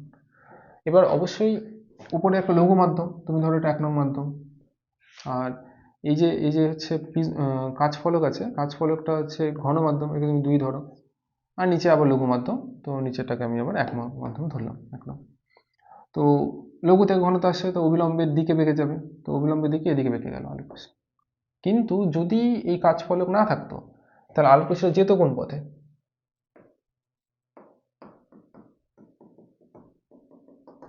এই পথে যেত, কিন্তু যেহেতু কাঁচফলক আছে ওই জন্য অবিলম্বের দিকে বেঁকে গেল। আবার যখন আলোক রশ্মি এই কাঁচফলক থেকে বাহিত আসবে, আবার অবিলম্ব থেকে দূরে সরে যাবে, তো অবিলম্ব থেকে দূরে সরে গেলেও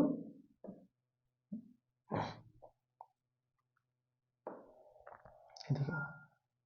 আর এটা তোমরা প্রমাণও করেছো, ক্লাস 10ও করেছো, 12ও করেছো, যে নির্গমন রশ্মি যেটা আর আপতিত রশ্মি যেটা অভিমুখ, এটা পরস্পর কি হয়, সমান্তরাল।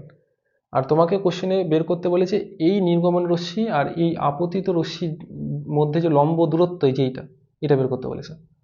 তো ওটার জন্য দেখো কি বের করতে বলেছে, আমি ছবিতে দেখিয়ে দিচ্ছি। নাম দাও, এটা নাম দাও হচ্ছে বি, এই পয়েন্টটা। এখান থেকে একটা অবিলম্ব লম্ব আঁকাও, এরকম, এর নাম দাও সি। এই পয়েন্টের নাম দাও এ। আর এইটাকে, এই কাঁচফলকটার বেধ ধরো টি। আর হচ্ছে এই যে অবিলম্ব, উপরে যে অবিলম্বটা আছে ওটাকে, এই যে এটাকে নিচ অব্দি বাড়িয়ে দাও, সোজা এদিকে বাড়িয়ে দাও। আর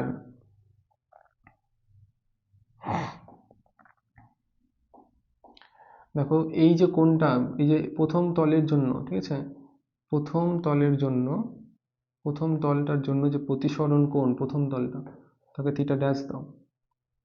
তাহলে এই কোণটাকে আমরা কি বলবো, এই কোণটাকে প্রথম তলের জন্য বিচ্যুতি কোণ বলবো, আমি ডেল্টা নাম দিতেই পারি। তো তোমাকে বের করতে বলেছে বিসি এর মান, বিসি এর মানটা তোমাকে ক্যালকুলেট করতে বলেছে, যে আপতিত রশ্মি আর নির্গমন রশ্মির মধ্যে লম্ব দূরত্ব কি হবে। তো ক্যালকুলেশনটা শুরু করব। তো ঠিক আছে, দেখো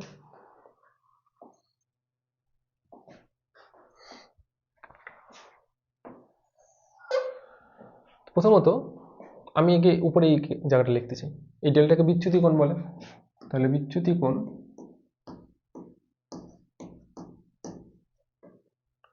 কোণ ডেল্টা ইকুয়ালস টু হবে থিটা মাইনাস থিটা ড্যাশ, হয়ে গেল, প্রথম এটা লিখলাম। তারপর এই জায়গাটা ভালো করে দেখো, এই যে এই ত্রিভুজটাকে দেখো, নাম দাও এ বি সি ত্রিভুজ। ত্রিভুজ এ বি সি এর ক্ষেত্রে কি লেখা যাবে, আমাকে যদি বিসিটা বের করতে হয় এবং সেখানে যদি আমার এবিটা জানা থাকে, এই ডেল্টার সাপেক্ষে বিসিটা গিয়ে দাঁড়াচ্ছে হচ্ছে লম্ব, আর যেহেতু এটা 90 ডিগ্রি, তাহলে এই এবিটা হচ্ছে গিয়ে অতিভুজ, তাহলে আমি লিখবো এখানে সাইন ডেল্টা লম্ব, অর্থাৎ বিসি যেটা আমাকে ক্যালকুলেশন করতে বলেছে, বাই অতিভুজ, ছবি অনুযায়ী অতিভুজ হচ্ছে এবি, 90 ডিগ্রি উল্টো দিকের বাহুটা অতিভুজ হয়, এই যে 90 ডিগ্রি উল্টো অতিভুজ হচ্ছে এটা এবি। তো এই ডেল্টার জায়গায় আমি লিখতে পারবো theta, theta minus theta dash, ওটা আমি লিখবো, ঠিক আছে। কিন্তু আরও কিছু জিনিস দেখা হবে, সমস্যাটা হচ্ছে এবিটা নেই, এই যে এবি, এই এবিটাকে আগে আমাকে শিফট করতে হবে কার টার্মে, টি, কারণ প্রমাণ যেটা করতে বলেছে কোনো টি দিয়েছিল, কোনো এবি ছিল না ওখানে। তো এবিটাকে শিফট করবো, তার জন্য আমি এই ত্রিভুজটা হেল্প নেবো। তো এখানে একটা কিছু নাম দাও, এই পয়েন্টটা এ বি সি, এখানে ডি নাম দাও, তাহলে ত্রিভুজ এবিডি। ত্রিভুজ ABD এর ক্ষেত্রে এখানে লিখতে পারবো সাইন, দেখে নিই আমার চাই কি সেটাকে দেখতে হবে তো। আমার টি এর সাপেক্ষে আনতে হবে, টি মানে হচ্ছে যে এডিটাই হচ্ছে টি, এডি তার মানে এটা ভূমি, আর এবিটাকে সরাতে হবে, তো আমি কজ নিয়ে কাজ করতে পারবো, সাইন না কজ নিয়ে কাজ করো।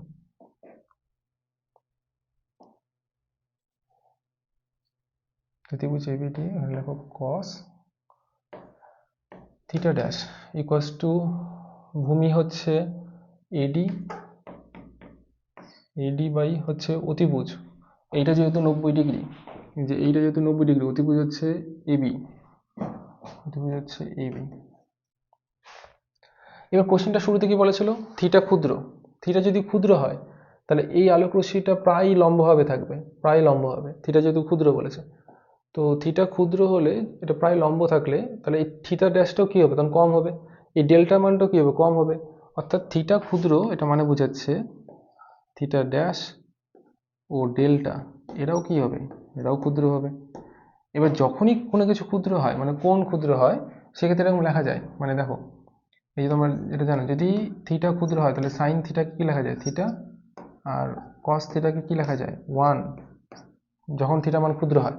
তো এইটা আমাদের এখানে অ্যাপ্লাই করতে হবে, এই যে কস থিটা ড্যাশ আছে, যেহেতু থিটা ড্যাশ ক্ষুদ্র হবে এটাকে 1 লিখবো, আর এডিটা ভালো করে দেখো, এই যে এডি, এডিটাই হচ্ছে কাজ ফলকের বেধ যেটা টি ধরা হয়েছে, যে এডিটাই হচ্ছে টি, তো এডির জায়গায় টি লিখবো, নিচে থাকছে এবি, তাহলে এবির মান টি এর সাথে সমান হচ্ছে, এই যে ডেটাটা পেলাম এইটা এখানে ইউজ হবে, এবি মান টি এর সাথে সমান, ওটা এখানে বসিয়ে দিব।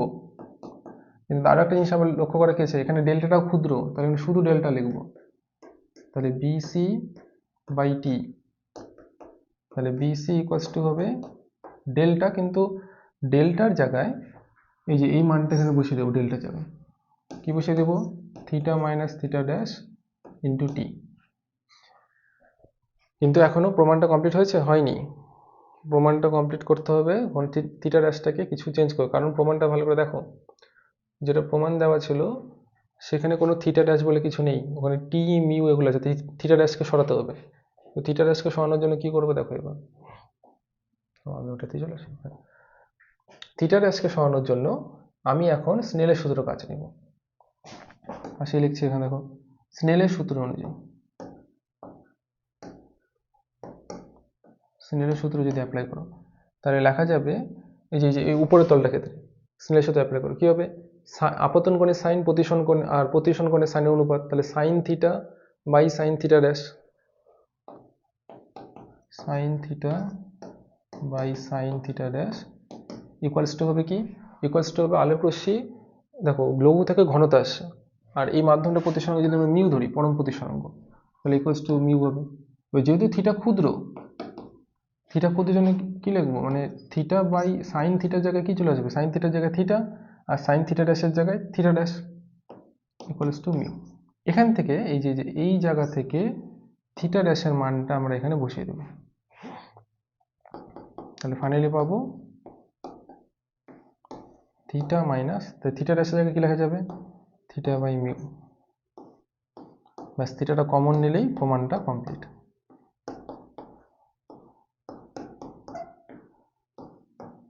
লসাগু করলে প্রমাণ হয়ে যাবে,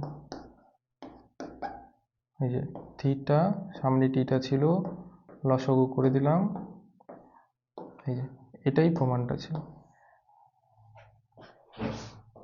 এটা হচ্ছে প্রমাণটা, দেখে নাও একবার, ঠিক আছে,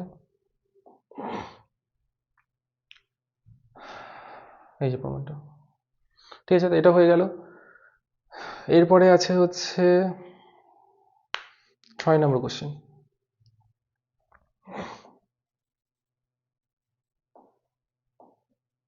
দেখো 6 নম্বর কোশ্চেনটাতে কি বলেছে, যে একটি পাত্রে কিছু তরল পদার্থ আছে, উপর থেকে লম্বভাবে দেখলে তরলের আপাত গভীরতা, প্রকৃত গভীরতা আর প্রতিসরণের মধ্যে সম্পর্ক নির্ণয় করো। এই কোশ্চেনটা ইম্পর্টেন্ট, কিন্তু এটা পরীক্ষা আসার সম্ভাবনা কম উপরের কোশ্চেনের তুলনায়, আর এই কোশ্চেন 8 নম্বর কোশ্চেনটা বেশি ইম্পর্টেন্ট, তো আলোচনা করবই, ঠিক আছে। তাহলে 6 নম্বর কোশ্চেনটা ফার্স্ট আলোচনা করা যাক। তাহলে একটা তরল পদার্থ আছে, উপর থেকে লম্বভাবে দেখলে আপাত গভীরতা, প্রকৃত গভীরতা আর প্রতিসরাঙ্কের মধ্যে সম্পর্ক। তাহলে পরের পেজে যাওয়া যাক, এটা 6 নম্বর কোশ্চেন। তাহলে এখানে একটা তরল আছে,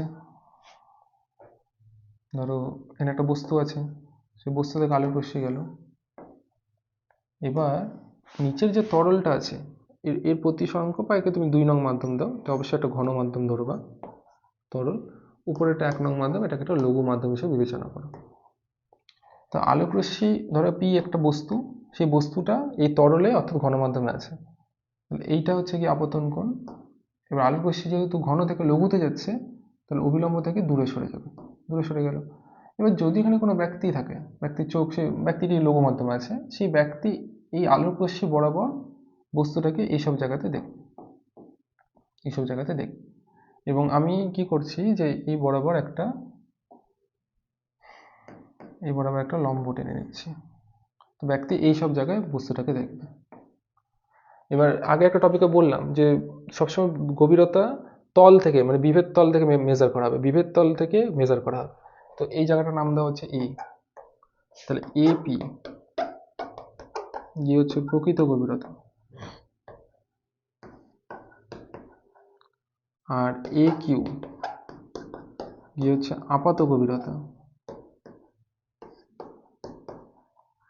এবার এদের মধ্যে সম্পর্ক চেয়েছে, প্রকৃত আপাততার প্রতিসরাঙ্ক কার, তরলের, এদের মধ্যে সম্পর্ক চেয়েছে।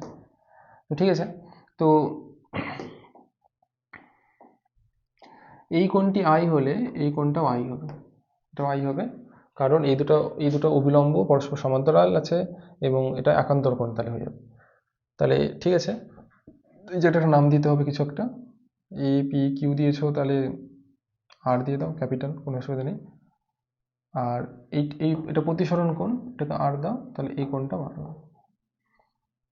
এবার লেখো কাদের মধ্যে রিলেশন মাথায় রাখতে, প্রকৃত আপাত গভীরতা প্রতিসরাঙ্ক, এদের মধ্যে রিলেশন চেয়েছে। তো প্রথমে আমরা লিখব,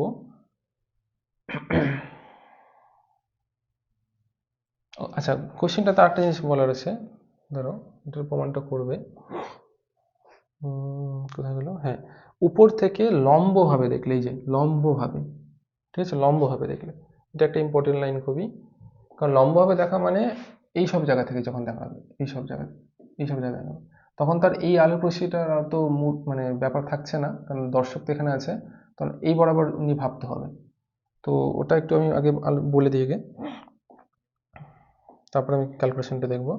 আচ্ছা, যেটা আমি এখন আঁকাবো সেটা তোমাদের দরকার নেই। দেখো মানে আলোক রশ্মিটা এই পথে যখন যাবে, এই এই এই চোখে চোখে যখন এই রেড কালার আলোটা যখন যাবে, তখন অ্যাকচুয়ালি এইসব জায়গায় বস্তুটাকে ফলো করবে এখানে, মানে ওই দর্শকের কাছে মনে হবে বস্তুটা অ্যাকচুয়ালি পিতে না, বস্তুটা অ্যাকচুয়ালি এইসব জায়গায় আছে, এই রেড কালার দিয়ে যেখানে করেছি। তাহলে তখন আর বিন্দুটা এই জায়গা থেকে এখানে আমাদের নিয়ে ক্যালকুলেশন করতে হবে। তখন যেটা যেটা এ আর সেটা সেটা হচ্ছে কি, তখন মানে এ এবং আর বিন্দুটা কাছাকাছি চলে আসবে, দূরত্বটা কমে যাবে। তো সেটাই আমি দেখবো। তো রেড কালার এই পোর্শনটা তোমাদের করা দরকার নেই, ওটা আমি একটু পরে আবার বলছি।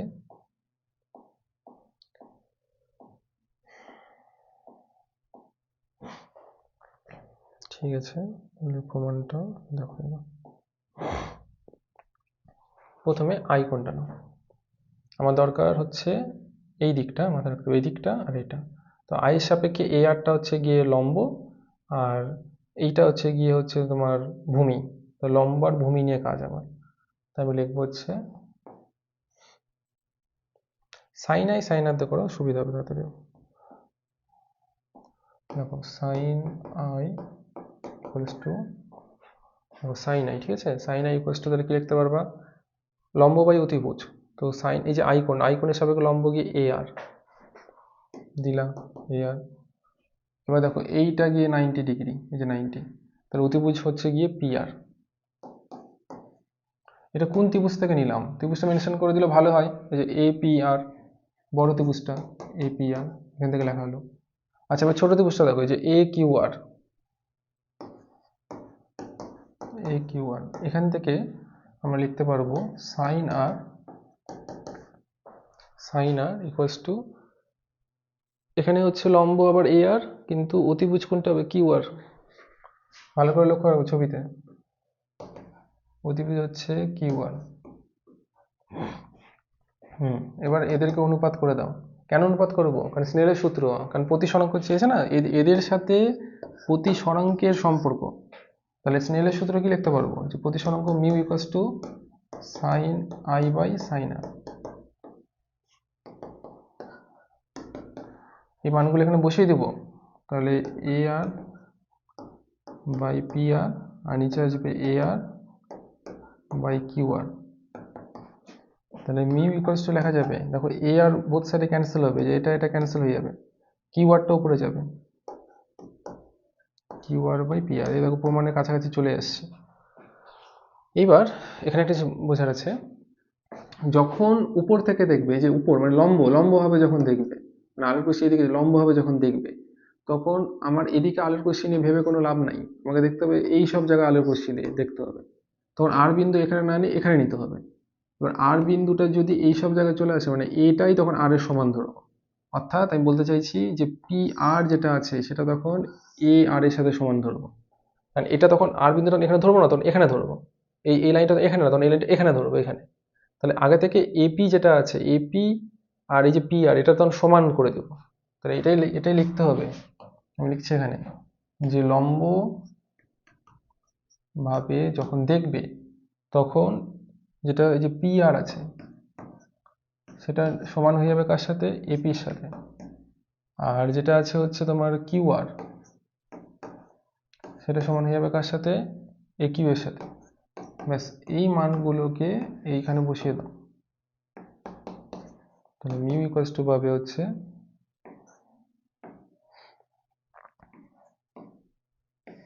ও এখানে একটা বলা আছে, দেখো আলো তো 2 থেকে 1-এ যাচ্ছে না, তাহলে এখানে না লেখা উচিত, দেখো 2 থেকে 1, তাহলে পরে ভুল হবে না। 2 থেকে 1 লেখো, 2 থেকে 1, ঠিক আছে। ওদিকে কিউ আর এর জায়গায় তাহলে কি লিখলা? কিউ আর এর জায়গায় হচ্ছে লিখলে তুমি এ কিউ, আর পি আর এর জায়গায় লিখবে তুমি এপি। ব্যাস, এটা জিনিসটা ভালো করে দেখো, প্রতিসরাঙ্ক যখন লিখবে এটা কি হলো? 2 এর সাপেক্ষে 1, মানে ঘন মাধ্যমের সাপেক্ষে লঘু। কিন্তু আমরা প্রতিসরাঙ্ক সময় পরম প্রতিসরাঙ্ক লিখবো, অর্থাৎ এটাকে আমরা 1μ2 করে দেব।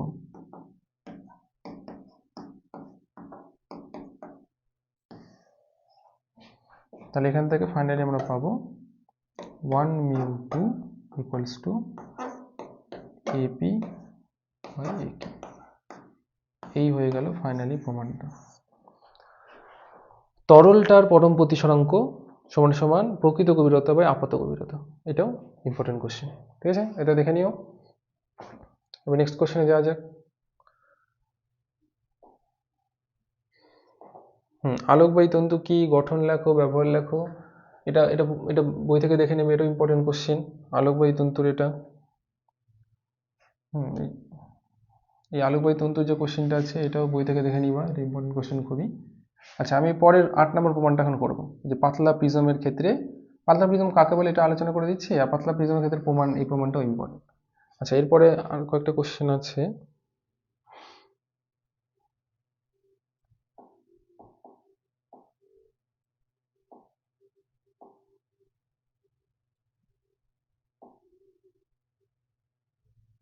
আগে পাতলা প্রিজমটা করে নিই, তারপরটা দেখছি।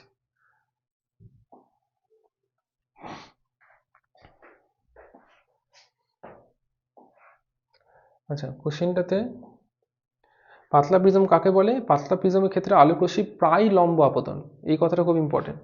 এই যে বলা আছে না, প্রায় লম্ব আপতন, প্রায় লম্ব আপতন, এর ক্ষেত্রে প্রমাণ করো যে এই বিচ্যুতি কোণ রাশিমালা এটা, ঠিক আছে। তো প্রমাণটা চলো, 8 নম্বর কোশ্চেন। প্রথমত পাতলা প্রিজম কাকে বলে? যে প্রিজম পাতলা হবে তাকে পাতলা প্রিজম বলে, এরকম সংজ্ঞা লিখে এসো না, তাহলে তোমার জন্য রসগোল্লা রেডি থাকবে। দেখো, আমরা তো একটা প্রিজমের প্রধান ছেদ আঁকি, খাতাতে প্রিজমটাকে বুঝাই। তো একটা প্রিজমের, ঠিক আছে, এক সেকেন্ড, একটা প্রিজমের এই যে প্রিজম কোণটা, এই যে প্রিজম কোণ, যাকে এ দিয়ে লেখা হয়, এই প্রিজম কোণের মান যদি 10 ডিগ্রির থেকে কম হয়, তবে তাকে আমরা পাতলা প্রিজম বলবো। তাহলে যে প্রিজমের প্রিজম কোণ যে প্রিজমের প্রিজম কোণ 10 ডিগ্রির তুলনায় কম হবে তাকে আমরা কি বলবো? পাতলা প্রিজম। আমরা বলবো পাতলা প্রিজম। এবার এখানে তো এই পাতলা প্রিজমের ক্ষেত্রে বিচ্যুতি কোণের রাশিমালাও প্রমাণ করতে বলেছে। কি প্রমাণ করতে বলেছে? যে মিউ মাইনাস 1 ইন্টু এ, এটা বিচ্যুতি কোণের রাশিমালা। এবং সেটা কখন? আলোক রশ্মির প্রায় লম্ব আপতনের ক্ষেত্রে। লম্ব আপতনের ক্ষেত্রে এটা প্রমাণটা করতে বলেছে।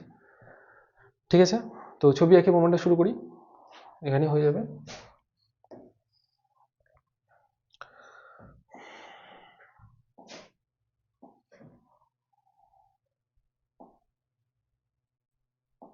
তো দেখো, প্রথমে আমাদের ত্রিভুজ আঁকাবে। এবার খাতায় ত্রিভুজটা কোনো পাতলা আঁকাবে না, একটু চড়া করে আঁকাও, ছবিতে একটু লিখতে লিখতেও হয়। ঠিক আছে, তারপর একটা আলোক রশ্মি এখানে আসলে আপতিত হলো, এটা অভিলম্ব, এইভাবে চলে গেল, এদিক থেকে বেরিয়ে গেল, এটা এখানে অভিলম্ব। তাহলে এই কোণটা হচ্ছে I1, এখানে তো জায়গা হয় না, নিচে লিখছে R1, এই কোণটা হচ্ছে R2, এটা হচ্ছে I2।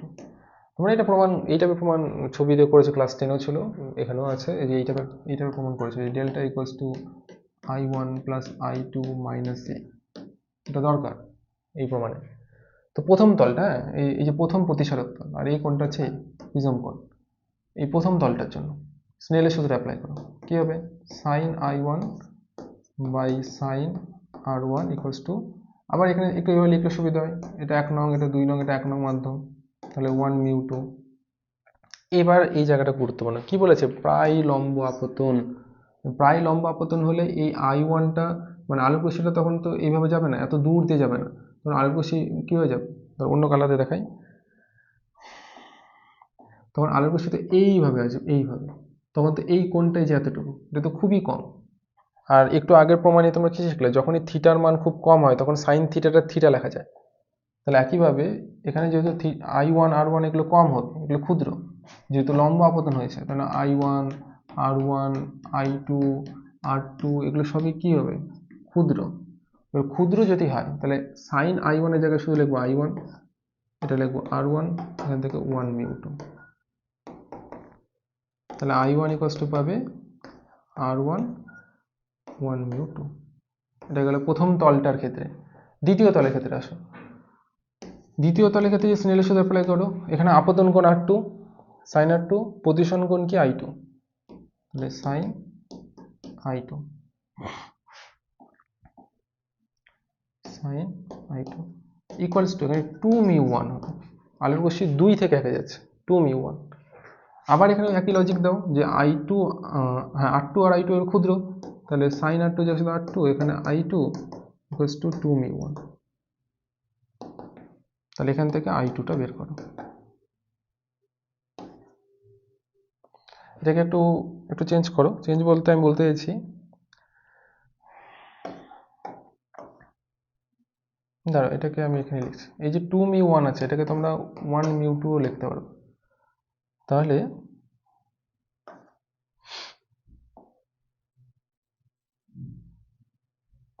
তাহলে এই যে 1 মিউ 2, এটা এখানে R2 এর সাথে গুণ হয়ে যাবে, R2 এর সাথে, তাহলে 1 মিউ 2। তাহলে এই একটা I2 এর পার্ট পেলাম, আর এই একটা I1 এর পার্ট পেলাম, এটাকে আমরা বসিয়ে দেবো এখন উপরের এই সমীকরণটাতে, তাহলে আমাদের কাজ কমপ্লিট হবে। তাহলে বিচ্যুতি কোণ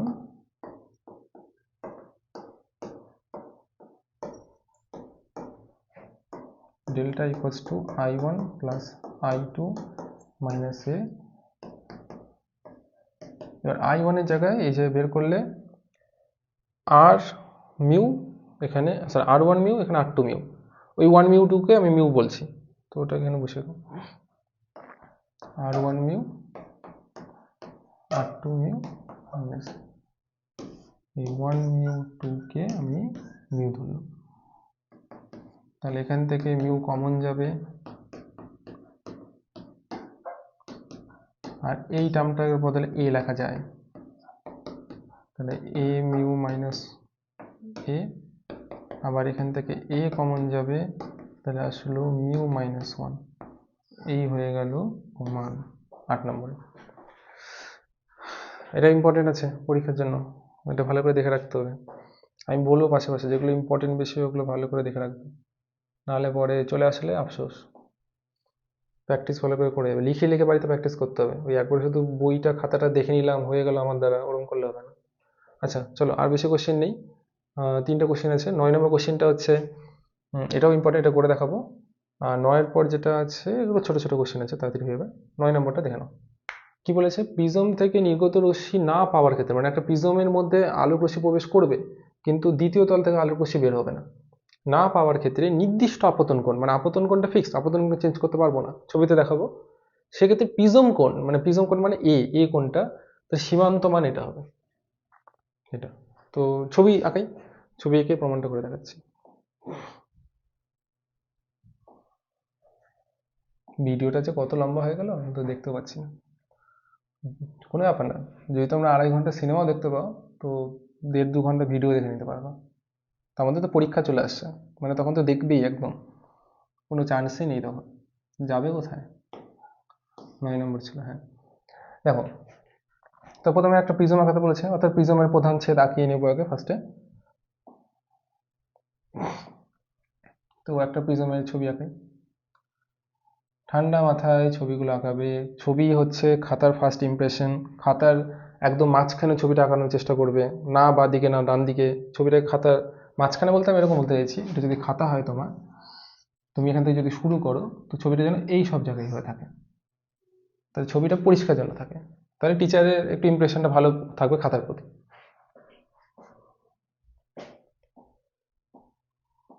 আচ্ছা এবার, তো এইখানে দেখো এটা হচ্ছে প্রিজম কোণ, এটা প্রিজম কোণ এ, একটা আলোক রশ্মি এখানে আপতিত হলো, ঠিক আছে, কোনো অসুবিধা নেই, ভালো কথা। এটা ধর আপতন কোণ I1, আলোক রশ্মিটা তারপর এদিকে গেল, ঠিক আছে। কিন্তু এই দ্বিতীয় তল থেকে আলোক রশ্মি বের হওয়া যাবে না, তো বের হওয়া যাবে না মানে মিনিমাম ধরুন যে এই তলটা ঘেঁষে না আলোক রশ্মি এদিক, এই তলটা ঘেঁষে এদিক দিয়ে আলোক রশ্মিটা গেল, অথবা এদিকে ফিরে আসতে পারে, মানে এদিকেও ফিরে আসতে পারে, এদিকেও ফিরে আসতে পারে। তো কিন্তু এই দিকে যাওয়া যাবে না, এদিকে যাওয়া যাবে না, হয় বিভেদ তল ঘেঁষে আসুক,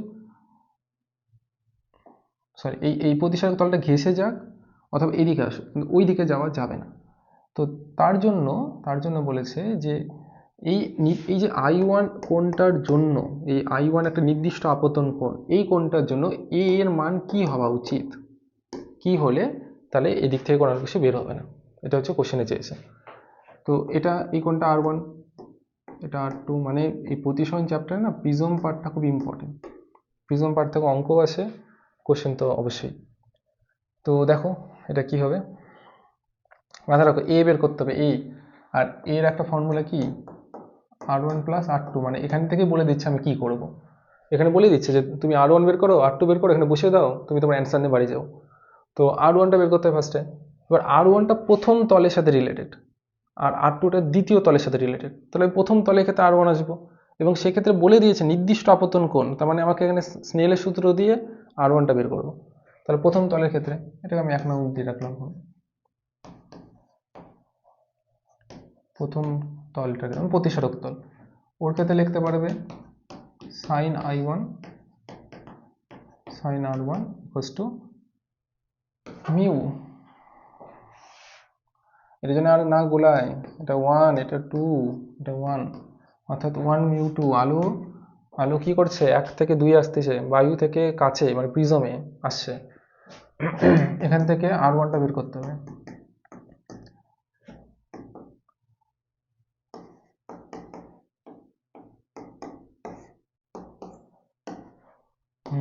এই যে এখান থেকে R1 পেয়ে যাবো, তাহলে সাইন ইনভার্স,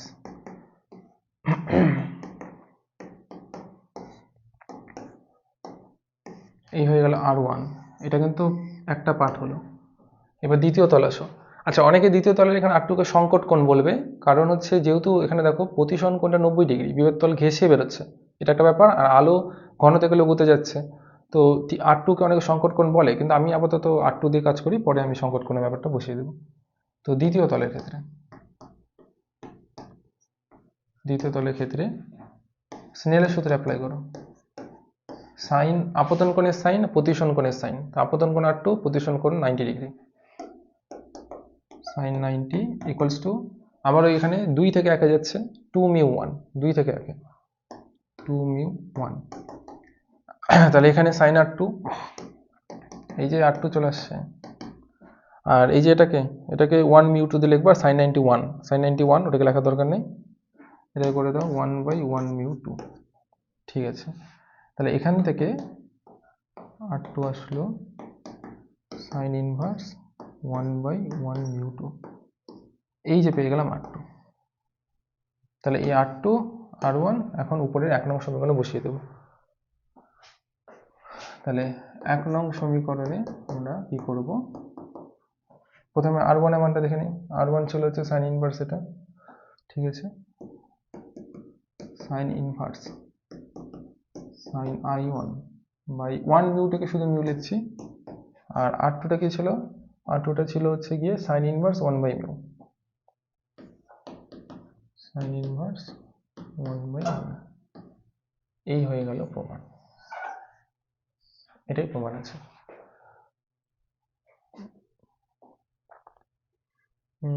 দেখে নাও একবার, এই যে, ঠিক আছে। আচ্ছা, 10 নম্বর একটা প্রমাণ আছে, এটা করব, আর এটা 11 নম্বরটা বলবো। তো 10 নম্বরটাতে আসো, কোশ্চেনটা দেখো ফার্স্টে। তো আবার লাইন চলে আসলো, ক্লিয়ার হয়ে গেল, বুঝে গেছি, শিখে গেছি এটা। তো দেখো যে μ1 প্রতিসরাঙ্কের মাধ্যমের মধ্যে দিয়ে একটা আলোক রশ্মি μ2 প্রতিসরাঙ্কের মাধ্যমে বিভব তলে আপতিত হলো, মানে μ1 থেকে μ2 তে গেছে, 1 থেকে 2 এ গেছে আলোক রশ্মি। তো রশ্মির একাংশ প্রতিফলিত, কিছুটা আলো প্রতিফলিত হয়ে গেছে, মানে রিটার্ন করছে 1 নং মাধ্যমে, কিছুটা 2 নং মাধ্যমে প্রবেশ করে গেছে। তো আপতন কোণ কত হলে প্রতিফলিত প্রতিসরিত রশ্মির মধ্যবর্তী কোণ সমকোণ, মানে 90 ডিগ্রি হবে, এটা দেখাতে হবে। ছবি আঁকালে আরো ক্লিয়ার হবে ব্যাপারটা। ছবিটা দেখে না ভালো করে, μ1 থেকে μ2 তে, এই যে কি ওয়ার্ডগুলো ভালো করে মাথায় রাখতে হবে। 1 থেকে 2 তে গেল, এবং সেক্ষেত্রে আপতন কোণ বের করতে হবে, মাথায় রাখতে হবে যে কি বের করতে হবে, আপতন কোণ। এবং সেক্ষেত্রে কি বলেছে, প্রতিফলিত প্রতিসরিত রশ্মি পরস্পর 90 ডিগ্রিতে থাকে। এইভাবে জিনিসগুলো মাথায় রাখো। এবার ছবিতে চলো, এটা কি হবে 10 নম্বর প্রমাণ। আচ্ছা, এখানে 10 নম্বরের জায়গা হবে, ছবিটা ইম্পর্টেন্ট। এটা বিভব, এটা অবিলম্ব, একটা আলোক রশ্মি আসলো, এটা 1 নং মাধ্যম, মানে এটা μ1 কে প্রকাশ করছে। এবার সেই আলোটা 2 নং মাধ্যম অর্থাৎ μ2 তে প্রবেশ করলো, তো অবিলম্বের দিকে বেঁকে গেল। কিছু বলেনি ওরা, তো আমি ধরছি। আর এই কোণটা হচ্ছে আই নাও। এবার বলেছে এই আপতিত রশ্মি কিছুটা প্রতিফলিত হয়ে গেছে, তার মানে এদিকে চলে যাবে। তাহলে এটা অ্যাকচুয়ালি আর লিখি আমরা, কিন্তু এর মানটা কি হবে, আয়ের সাথে সমান হবে। আর এই কোণটা 90 ডিগ্রি, কারণ বলেছে যে প্রতিফলিত রশ্মি, এটা প্রতিফলিত রশ্মি, এটা প্রতিফলিত রশ্মি, আর এটা হচ্ছে প্রতিসৃত রশ্মি। এরা পরস্পর কি হতে হবে, 1 সেকেন্ড, এক্ষুনি আমি ক্লিয়ার করে দিয়েছিলাম পুরো সব। প্রতিসৃত রশ্মি, এরা পরস্পর লম্ব, আর এই কোণটাকে আমি R1 ধরলাম। তোমাকে এই আইটা বের করতে হবে, যে আপতন কোণ কত হলে তবে এটা পরস্পর লম্ব হবে।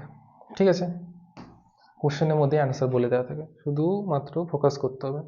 প্রথমে এ দেখো, এটা নাও 180, দেখো এই টোটাল এই কোণটা 180, দেখো ভালো করে লক্ষ্য করো। তাহলে এই কোণটা যদি আমি আই ধরি, I plus 90 plus R1, I plus 90 plus R1 equals two 180 হবে। তাহলে এখান থেকে লিখতে পারবো I equals two 90 minus R1। আমাকে তো আই বের করতে হবে, তো R1 এর সাপেক্ষে লেখো, এটা লেখাটা ভুল হবে। তো একটা কাজ করো, মুছি, R1 এর সাপেক্ষে লিখো। কেন লিখতে হবে দেখো, বুঝতে পারবে। R1 equals two 90 minus I. এবার তুমি যদি এখানে স্নেলের সূত্র অ্যাপ্লাই করো, এখানে স্নেলের সূত্র অ্যাপ্লাই করো, স্নেলের সূত্র অনুযায়ী আমরা লিখতে পারবো sine I by sine R1 equals to mu, শুধু মিউ লিখবো না, কারণ এখানে 1 থেকে 2 তে যাচ্ছে, ওই জন্য 1 থেকে 2 এ তখন আমি লিখবো এইভাবে 1μ2 এইভাবে লিখবো। ব্যাস, এবার কি করব, R1 এর যে মানটা সেটা আমরা এখানে বসিয়ে দেব। পরের কিছু করছি, তাহলে সাইন আই বাই সাইন, এখানে বসিয়ে দিব 90° মাইনাস আই। আর এখানে যে আছে ওই যে লিখেছিলাম কি 1μ2, ওটাকে আমরা লিখতে পারবো কিভাবে, μ2 বাই μ1। আর এটার মানে কি হয়, cos i। যারা এগুলো জানো না, যেটা মানে cos i, তাদের একটাই বুদ্ধি, আমার পুনরায় 11-এ ভর্তি হবা, ভর্তি হয়ে আবার পড়াশোনা করবা।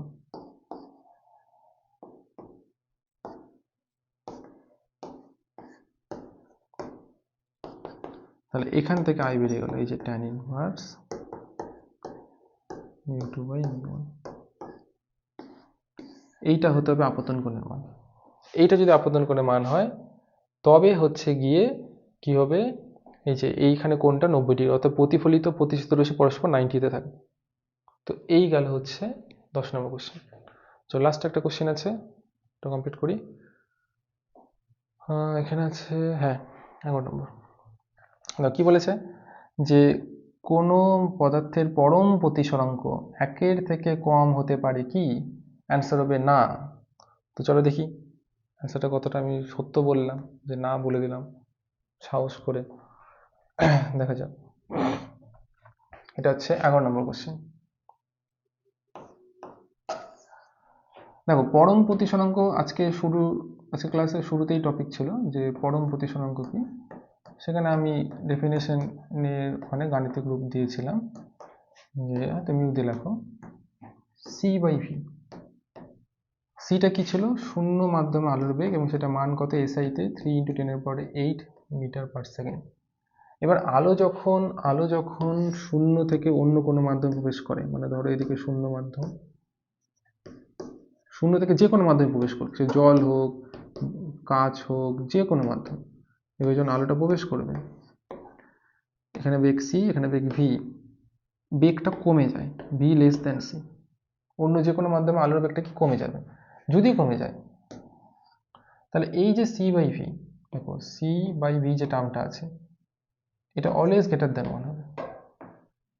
কারণ কারণ কি, উপরের সংখ্যাটা বড়, নিচের সংখ্যাটাকে ছোট, তো ভাগ করলে তাকে থেকে বেশিই পাবো। তাহলে সি বাই ভি যদি 1-এর থেকে বেশি হয় তাহলে পরম প্রতিসরাঙ্ক কি হবে, 1-এর থেকে বেশি হবে। তাহলে পরম প্রতিসরাঙ্ক সবসময় কি হবে, 1-এর থেকে বেশি হবে, 1-এর কম কখনো হতে পারে না। ওই জন্য আমি শুরুতে কি বললাম, না বললাম অ্যান্সার, যে 1-এর কম হতে পারে না। কেন হতে পারে না, কারণ উপরে সি এর মানটা সবসময় বেশি থাকে, আলো যখন অন্য মাধ্যমে প্রবেশ করে তখন তার বেগ কি হয়, কমে যায়। ওই জন্য 1-এর থেকে কম হতে পারে না, 1-এর থেকে বেশি হবে। ঠিক আছে, তো এই হলো সব কোশ্চেন যেগুলো এবার পরীক্ষায় এই চ্যাপ্টারের জন্য মানে খুবই ইম্পর্টেন্ট। আরেকটা কোশ্চেন মাথায় আসলো, আমি একটু ওটা আলোচনা করতে চাই। দেখো এই 25 সালের পরীক্ষায় এই কোশ্চেনটা এসেছিল, এবং এটা পপুলার কোশ্চেন খুব, কি যে প্রতিসরণ প্রিজমের ক্ষেত্রে এটা, হ্যাঁ, sine delta M plus A by 2 by sine A by 2, এই প্রমাণটা খুবই ইম্পর্টেন্ট, কিন্তু এটা 25 সালে চলে আসছে। এবার সম্ভাবনা এই ফর্মুলা দিয়ে অঙ্ক হতে পারে, কিন্তু এই জাতীয় আরও একটি প্রমাণ আছে, এটা তোমাদের হোমওয়ার্ক থাকবে।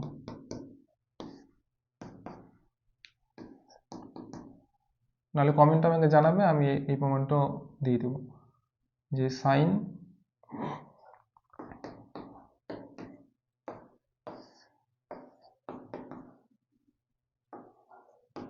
এটা একটু চেক করতে হবে, এক সেকেন্ড আমি চেক করে নিই, এটার এই জায়গার টার্মটা একটু দেখতে হবে, চেক করে নিচ্ছি। তো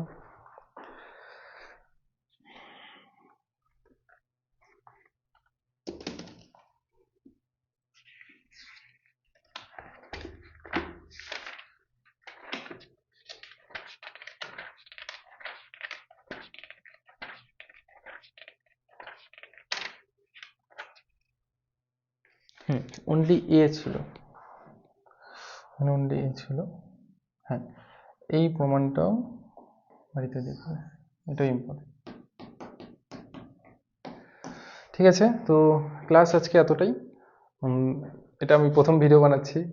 তো যদি কোনো ভিডিওতে কোনো জায়গায় মনে হয় যে স্লো বা কিছু ঠিক করতে হবে, তো কমেন্টে অবশ্যই জানাবে। ঠিক আছে।